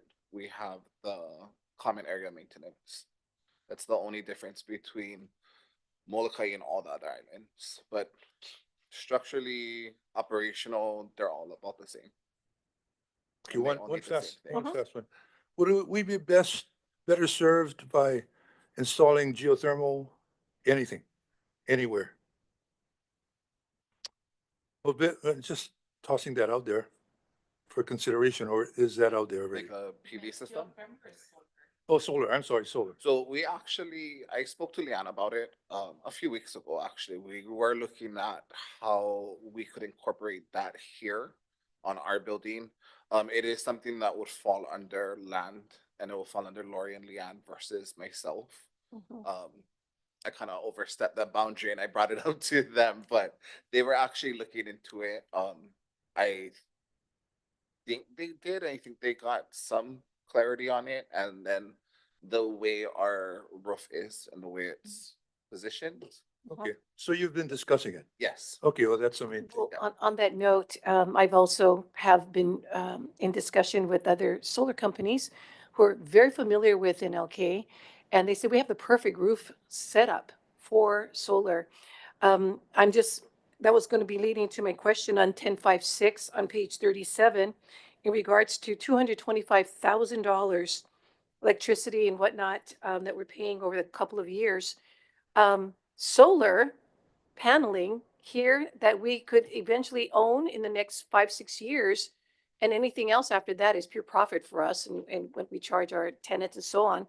But also to bring the incredible electricity costs down. And as of now, HECO is going to raise those rates and we're going to be paying an awful lot.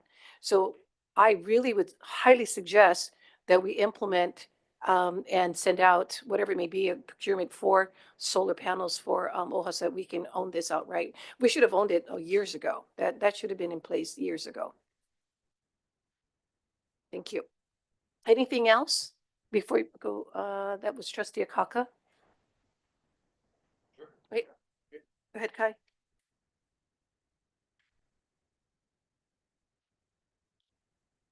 Page 37.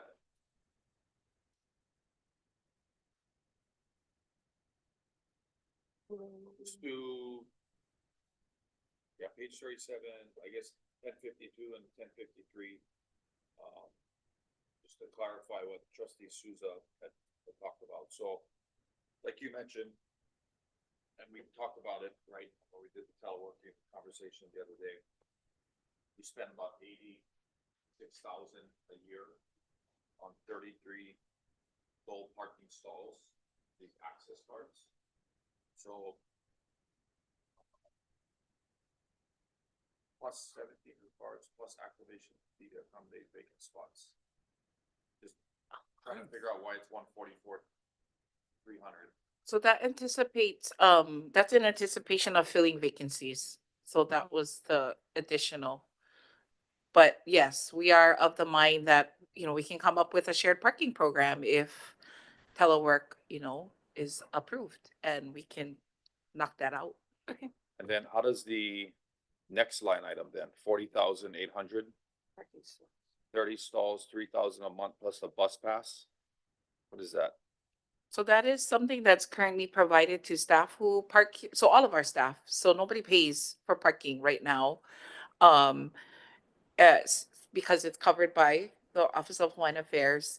I think if we were, I think it'd be like, I remember when I first came on, I would be paying $100 a month. But Stacy has waived that. And so not only that, like if you don't park, we reimburse you for your parking, bus pass if you are, riding the bus. And so I think this is, I'm looking at Mona, something where we also pay do we pay this to Nalama, Kukui? Yeah, that's my question. So Yeah. are we paying, does OHA pay to rent 30 of our parking stalls out here in the parking lot right now? Yes. Yes. Interesting. Yeah. And we pay rent and we pay CAM? Yes? Okay. Interesting. Are we close to the balance of? Okay, well, you guys are gonna figure out the dole thing then. And, if teleworking is implemented, how we would restructure that, so that can be an expense that we can Yes. potentially eliminate from the budget. And as well as bringing down electrical costs, is that going to be under, as far as exploring the solar, which is going to be highly needed here? Would that go with land under Laurie? Yes, Okay. that would end up going. with So she'll be in later this week, right? Yeah. Okay, we'll talk about that. So, and I guess that's a continuing trend through the both page 37 and 38. We're paying Mona rent and CAM at all these locations like Hilo. We're paying 700,000 to Colliers for CAM and 1.9 million to Colliers.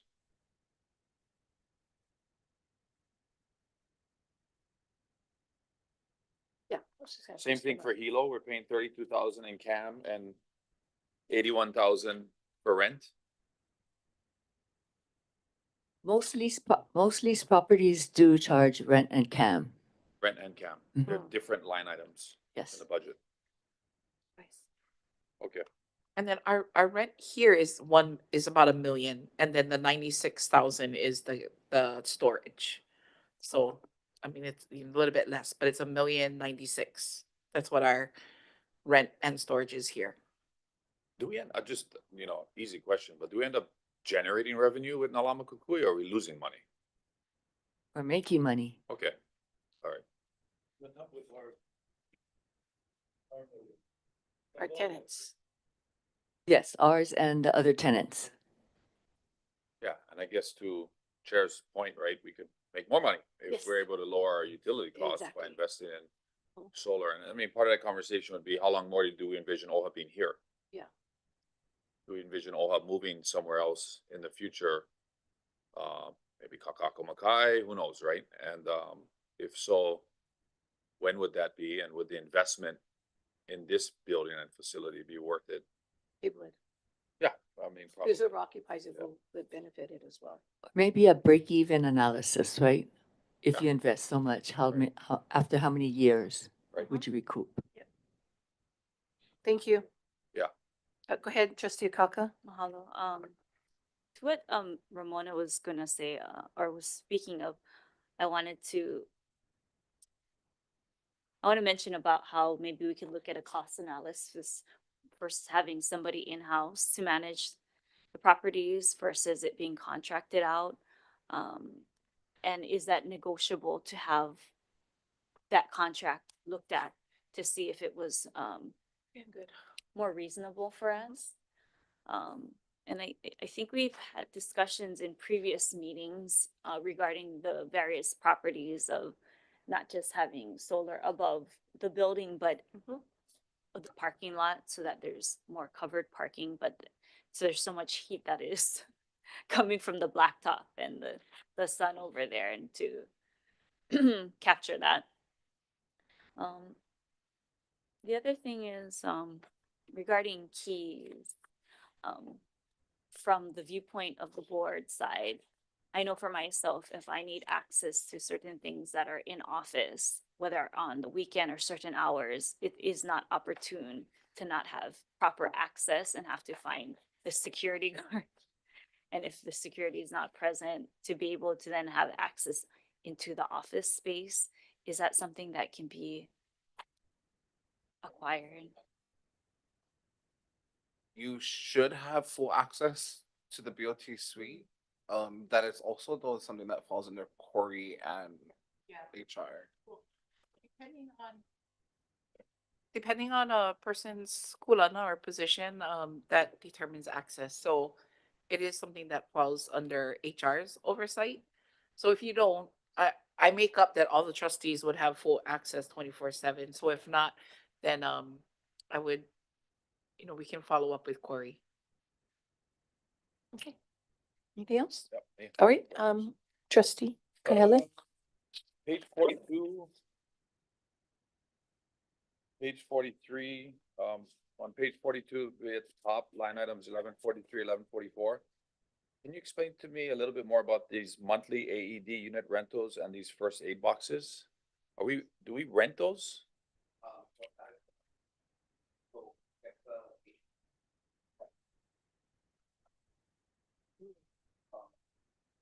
Can we do that in-house?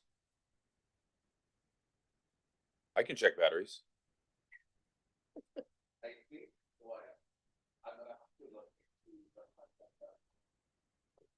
think his mic. Oh, your mic. Turn on your red. So that would be one. The other one is the first aid boxes. Sorry. We $14,000 each fiscal year to maintain first aid boxes. Yes. So that, if anybody uses it or anybody takes anything from it, it is pretty pricey to put that product back into it. So I think the last bill that I got from Cintas was about 1,400. And it was a little bit under 1,400, and it was to put back bandages, medications, and a couple other things in there. Who manages the AEDs and the first aid boxes? It would be operations. No, I know, but who, is there a vendor, a contractor that does that? Cintas. Currently. Correct. Syntax does both? They should be able to do both. I do know that running logistics on their contract, they should be able to check the AED machines.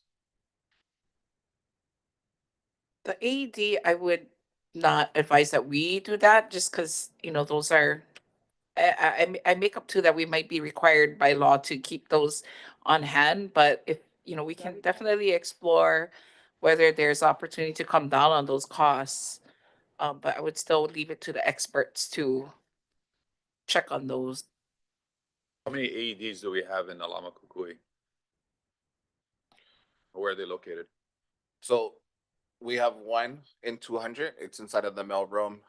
There should be an AED machine and a Cintas next to each other in every office space. Have I checked each one? No. I've been on the hunt for fire extinguishers to make sure that we are up in the fire extinguisher. We have enough fire extinguishers here on property. But that's something that I'm gonna search for now and make sure that I know fully where each one is.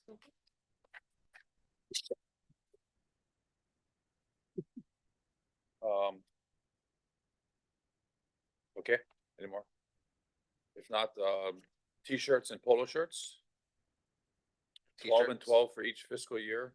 Yes. Is that, you need 12,000 for polo shirts for 26 and for 27, or? Just wondering if those are placeholders or, Looks like they're Those are more 27. placeholders, depending on who we go, the vendor we go with, and what we actually purchase. and we've actually talked about with Stacy having some type of like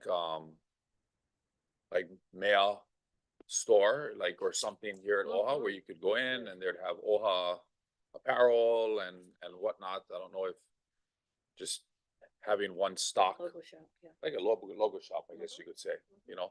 Is that what those are intended for? Or are these like more for parades or official site visits?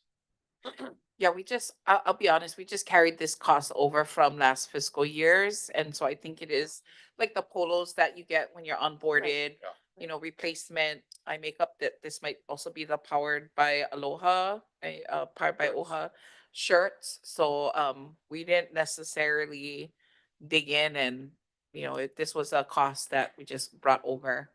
We could probably reduce that and maybe put in a program to replace our shirts every so many years. Right. But if we're just trying to budget for new staff, then this could come down significantly. But yeah, I don't think, like, we didn't think about the local shop or anything when Okay. when budgeting.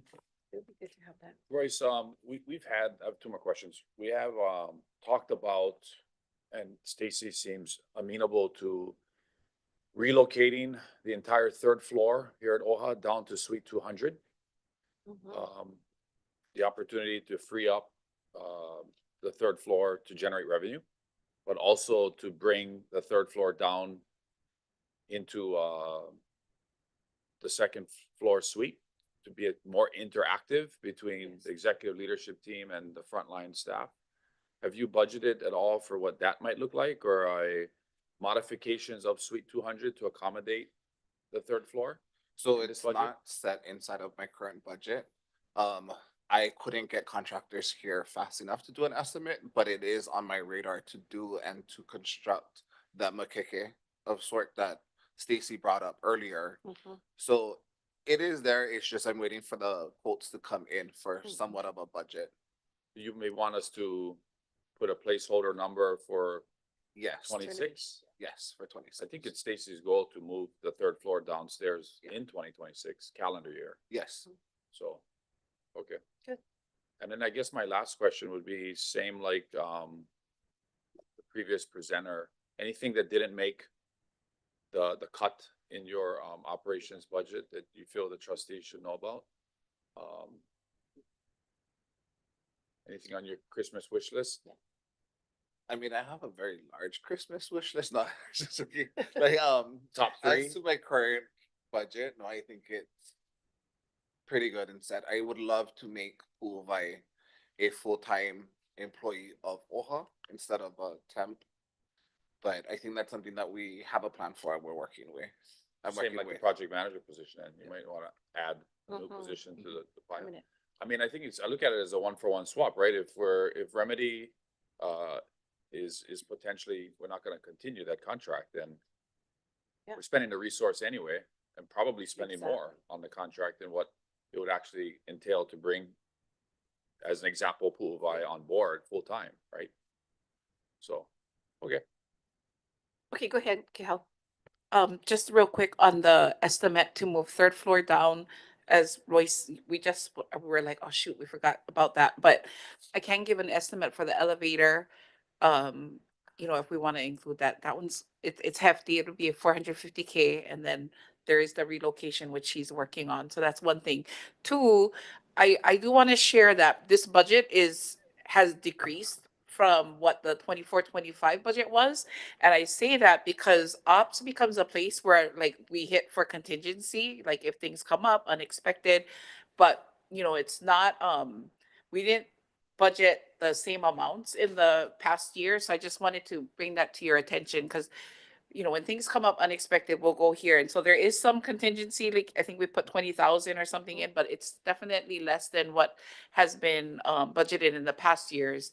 So I just caution that because we came down again because we were looking at more actual costs, but I mean maybe just keeping that in mind, like we padding or need to or not. Okay. And I have trustee Akaka here. In terms of whether the office space on the third floor is to remain the same or there to be changes happening, beyond the elevator, I also think about those steps. And I feel that if we're gonna have ourselves or a tenant there, that needs to be looked at from an engineering standpoint, because I find myself, it's like hiking, going up the steps and then coming down as well. So that's a safety thing. Yeah, No, it's not. yeah, They're horrible. right.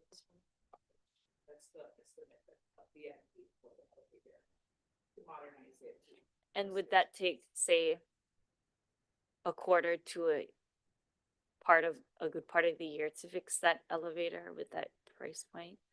Because I know for Iolani Palace, that's part of their huge renovations that they're tackling. And our elevators are of a certain time period as well.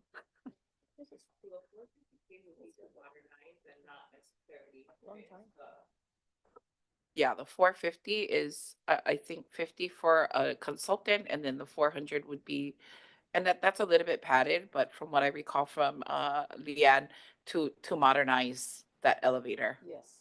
Yeah, because Need to. they don't even make some of the part, they don't make a lot of the parts for repair. So that's a price based on modernizing. Yeah, when you say modernize, do you mean like totally switching out the system or just to try to Like the one in the front. Yeah. part of me is sad on that because the nostalgia and the you really maybe Aloha Tower has an elevator like that in terms of the buildings left in the state. But I think that's something to consider in terms of like the cost and the value of having something like that here at, I think that's part of the I don't know, how do you say, je ne sais quoi of this building. Yes. It's a safety thing too, right? Yeah. So, because they don't make those parts, they're very outdated. And, when it broke down, we had our custodians who were stuck in that elevator Oh, boy. for almost an hour before somebody from Otis and the fire department could come and help us, get them out. So I get it. It's cute. I love it. But just think about like, oh, we wouldn't want that to happen again. Mahalo. Well, then there's also potential of lawsuits. We can't afford that. If anything would happen to our people. Yeah. I mean, if we're going to relocate third floor to second floor and lease out the third floor, they probably are gonna want an elevator, right? So it might be an investment that we need to do, maybe not in 26, maybe it's a 27 thing, if our intent is to repurpose the third floor suite 27. Sure. All right. Are we done? You guys, anything else? Because we're gonna move. Okay, go I know. ahead. Travel worksheets. Oh. Asking for 48,000 combined in the 2 fiscal years for travel. Any details behind those travel? It's just 2 line numbers. Other OHIAs have had more details in terms of their travel. And if you don't have it now, is that something you can work out in the next couple of weeks? Just to build out what you think it's all in state, right? Yeah, it's all in state. I did put some travel in there for Royce and our safety and facilities officer, but we can So would that add refer more like detail. Royce? I gotta fly to Molokai to go inspect facilities. Yeah. That's where all that lives. Okay. But we well- can include more detail. Yeah, I mean, yeah, you might not need to go line by line, but I guess something, a little more detail for that would be great. Okay. Categories. Thank you, Royce. Thank you. Thank you, board. Thank you. Thank you so much. Great presentation. Mahalo. All right, we're going to bring on our next team. This is going to be with our IT. Office of Technology Services. You're up, Kevin.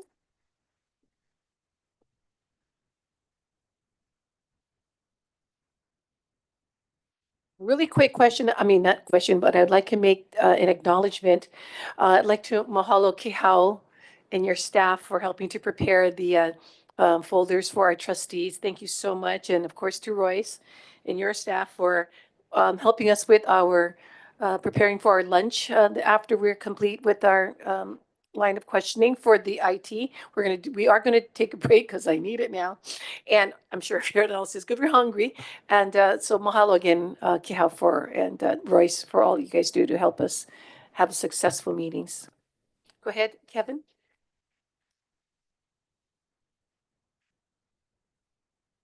Aloha trustees. So my name is Kevin Chak, and today I'm the Senior Systems Engineer and Administrator. And I'm representing OHA IT for this budget briefing. Oh, and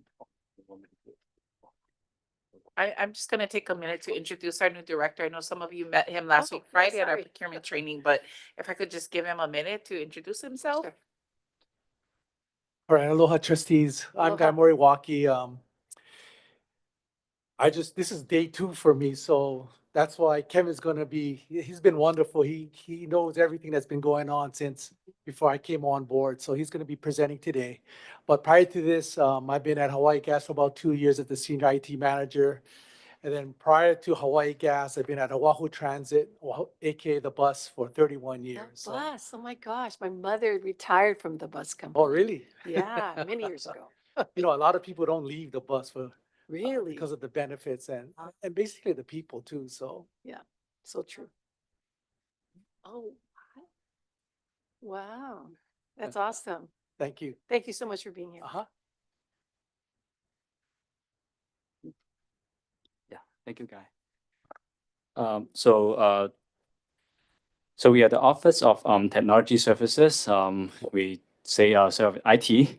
So the department that our goal mainly is to, while we focusing on supporting the OHA operations, we also provide technical consulting and providing innovative ideas to the to OHA. So the Office of Technology Services provides reliable, secure, and innovative technology solutions that support the organization's strategic goals and enhance operational efficiency. So mainly we manage and maintain the organization's IT infrastructure. We ensure the data security and compliance with the relevant regulations. We also provide technical support and training to staff with the new technology or the existing systems. And also we implement and support enterprise software applications. Also, we drive the digital transformation initiative. And so the budget will be focused on these items. Next slide, please.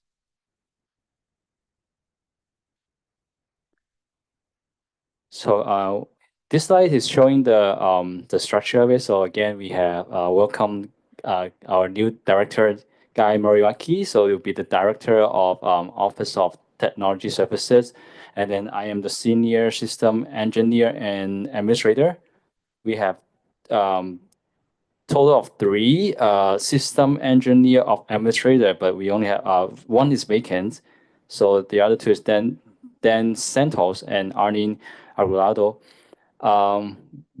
We also have a vacancy, which is the IT administrative assistant. So for now, we have a temp IT as an IT assistant, which is Asuka Rhodes. And we are reporting to Kehao, who's the COO. Yeah. Next slide. So our spending priorities will be include operational process and infrastructure improvements, and also executing the transformational program and services. In details, the specific goals or initiatives will be about the network infrastructure upgrade. Because we have a network that connecting all the offices, including Neighbor Islands offices and NLK. And we also have that infrastructure that connected to the state of Hawaii network. So we always have to be make sure that it's upgraded and keep it up to date and maintain all in the same network, wired and wireless, to support the increased data traffic and improve the reliability. Another main thing would be the cybersecurity enhancements. Cybersecurity is always the important thing, and then working with we just got a new cybersecurity vendor who provide the services to us. Working with them, we can strengthen the cybersecurity measures to protect against all the threats and ensure compliance with relevant regulations.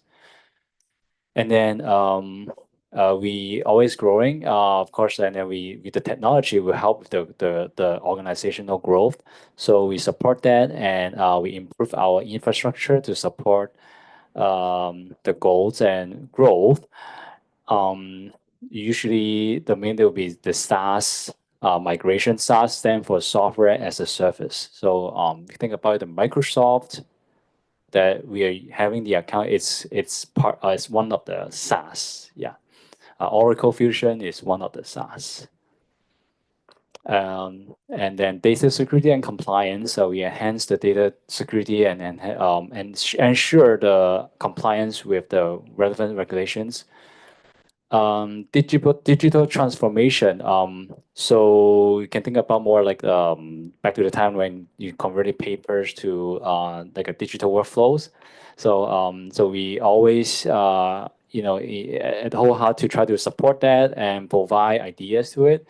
So from paper form to digital forms, and then you guys submit online and then submit anywhere, anytime. So that would be the digital transformation.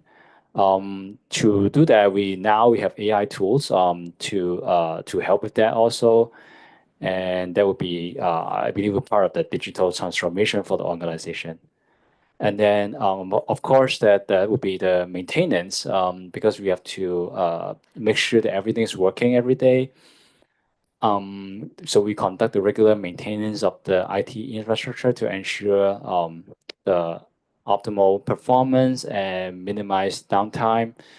So, briefly, like, every day, if you can send an email, you can receive an email. It's because that we have this maintenance, always in place, to make sure that there's no problem with doing anything. And if you have a smooth day, then yeah, that means our maintenance works. And then support services, so just like you got the OHA organization submitting support tickets or questions, so we provide that support and services, provide timely assistance to staff and resolving all the technical issues. We are actually also thinking about implementing a new ticket management system to enhance the experience of that. Equipment upgrades, that's kind of straightforward, just like the computers that you guys using, or the monitors, they will get old, they will out of the days, and Windows will be outdated, end of support. So we have to replace that, and then we invest some new technology too. Maybe another model of the laptops or another newer technology of the monitors. So that would be the equipment upgrades. And then we also provide IT training and development, provide ongoing IT training and development for staff, and ensure they are equipped with the latest skills and knowledge.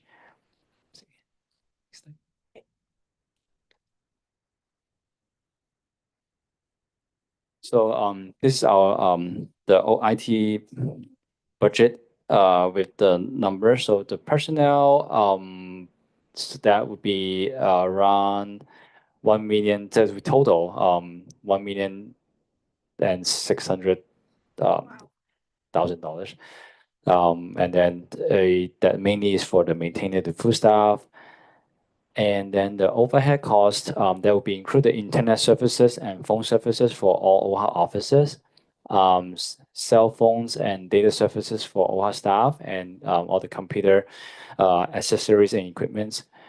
That will be total of FY 26-27 will be about $223,000. And then the contracts will be mainly about the IT professional consulting services. And that includes cybersecurity, networking, and SharePoint. That's the main three. And then we also have a project that like a maintenance upgrade that is for the new fire protection installation in our server room, and that would be total about $234,000. And then the next one will be equipment. Equipment include the licenses, essential work equipment, all the laptops, monitors. That would be all the Microsoft licenses, Adobe licenses, everything that use the software application that we will install and provide to the staff. That will be here is around $1,100,000 for total for 2 FY. And then programs, that's professional for the IT programs, professional development training, and some kind of the freight cost, which is like the shipping. Sometimes we have to ship stuff from Labor Islands offices or ship stuff to the Labor Island offices. So that would be part of this. So about $29,000. And then the travel costs. So we always travel to the Labor Islands offices and for the BOT and islands community meetings. So that part of the travel cost and any office setup over there. So that would be about $57,000 for the total FY 26-27. Okay. So yeah, so I'm ready for. Thank you Thank so you, that's much. what- Go ahead. I'm gonna add one, so one thing that's not included in Kevin's in the budget proposal here is the cost for supporting telework. So if that is Oh, approved, okay. Kevin did do a estimate per staff person at $355. So a high end, we would probably budget about 54K to be able to equip all of our employees with a kit, a telework Got it. kit. Okay. All right, going to open up to questions at this time, trustees? Not yet, yeah. That would be a line item under If we approve it. or program. It will be equipment, yeah, because that's Yep. to be what we say kind of like what we call it home package. So we did it before because we actually went to telework before because of the COVID pandemic. So we all call it home package. It's kind of like a monitor, keyboard, mouse. The estimate is about less than about $360 for keyboard, mouse, monitor, headset. So for each $360. Yeah, less than 400. Yeah. Times whoever Well, that. if we times it by 150, well, I did 355 per staff. If we by 150 would Oh, be $53,250. That would assume everybody went telework. Yeah, yeah. This is high end. Yeah. All right. Okay, okay, open to questions. Go ahead, trustee Akaka. To add to that question, is it where those that are teleworking are receiving a laptop, or is it where they're gonna have a desktop, or it's gonna be a mix? It will be laptop because we our IT policy is that everybody get the laptop no matter what, no matter you're telework or not. So the laptop that you have is the one that you're going to bring it home. So the home package I was talking about is like an extra package that you can set it up at home while you have your office set up, stay in the office. So is it where there are a lot that already have those items on hand for their work? They're just gonna use the same one, or are you getting a new additions The of the laptop will be laptops? the same, but the monitors and keyboard mouse will be the additional to what An the additional new. on-desk monitor. Yeah, so you'll be so if you have two Just for monitors ease. right now, yeah, then you have another monitor for at home. I think it's one screen, right? At home. So a screen, a keyboard, mouse, like just a basic kit that you could have at home. So you would still have, your, I forget the word for it, but all of the stuff that your office set up in the office, and then like a smaller kit, a 355 or 360, for your home setup. Because the current program does propose 2 days in the office and 3 days offsite. Yeah. And then, yeah, everybody has a laptop already. So that's, we're not hooking you up with one additional one or a desktop. It's the same. And the headset, so that you don't have to bring the headset back and forth. Yeah, we found out that actually it's easy to break if you bring it. That's what we learned from the last telework. Yeah, people bringing their headset together and then actually eventually it breaks so fast. Yeah, so we learned something from the last telework. Yeah, so this time the home package included headsets. I know this might seem common sense, but with the laptops, we're ensuring that they have microphones and cameras that are fairly top tier. Yes, top yeah, tier. yeah. Mhm. Okay. So they just, I guess, headset. You can use. So it's the preferences that if you want to use headset or not. Yeah. Maybe at home that there's some other setup that they have to use headset or is open. Is maybe they have their own room. Then yeah, it's preference. Thank you. Mhm. Anyone else? Questions? Okay, trustee Kahele.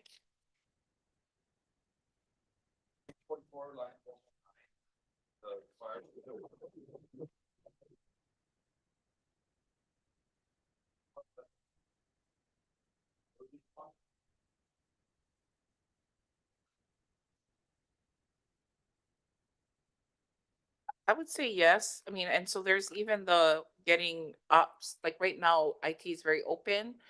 So it's a collaboration, I think, but the budget is sitting here, but it would, you know, IT would have to work to with ops to ensure what's needed is put, is done in the fire room as well as, and we're just gonna roll the whole closing up IT into the second floor relocation, because they're very open right now, and you guys see them tucked away at the end. So that's something else, right, that would roll into operations, but IT would need to inform, at least on the fire protection for the room, what that would look like. Number, 30,000, did you get an estimate on that? So that's a good amount of what it would be for our existing water-based compression system to a more dry-based.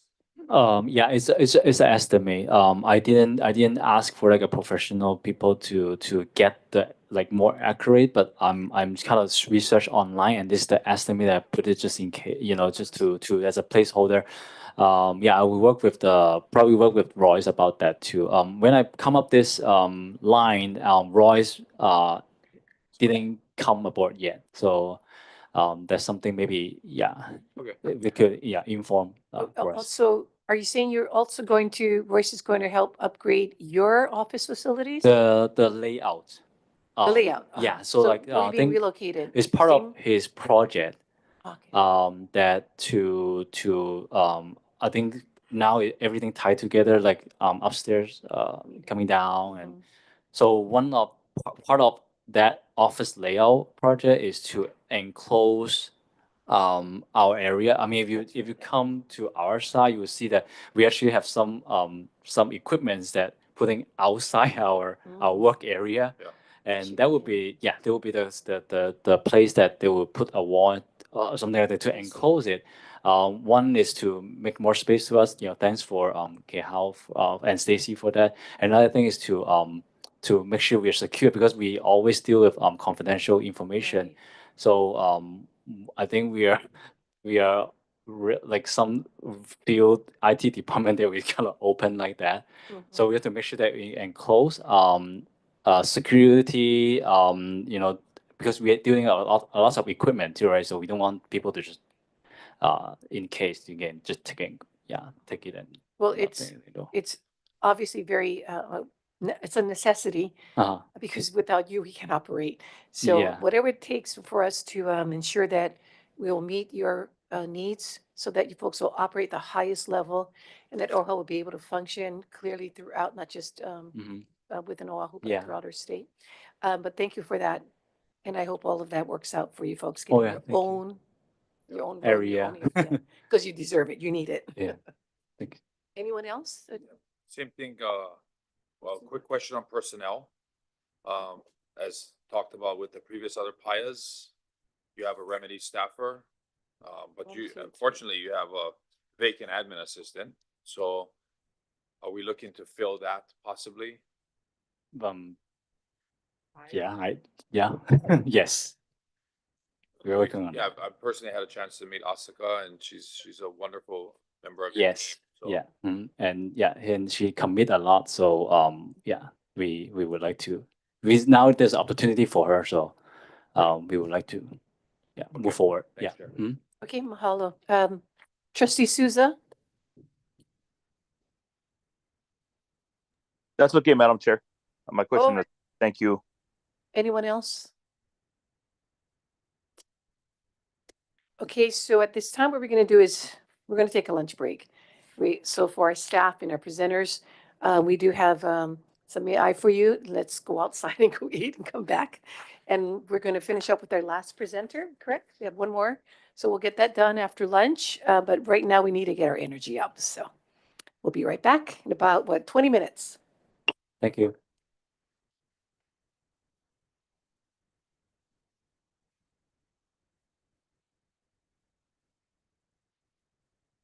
Put 'em on. Great job.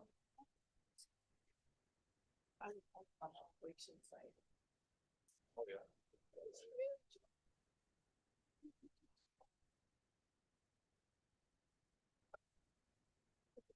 Perfect time for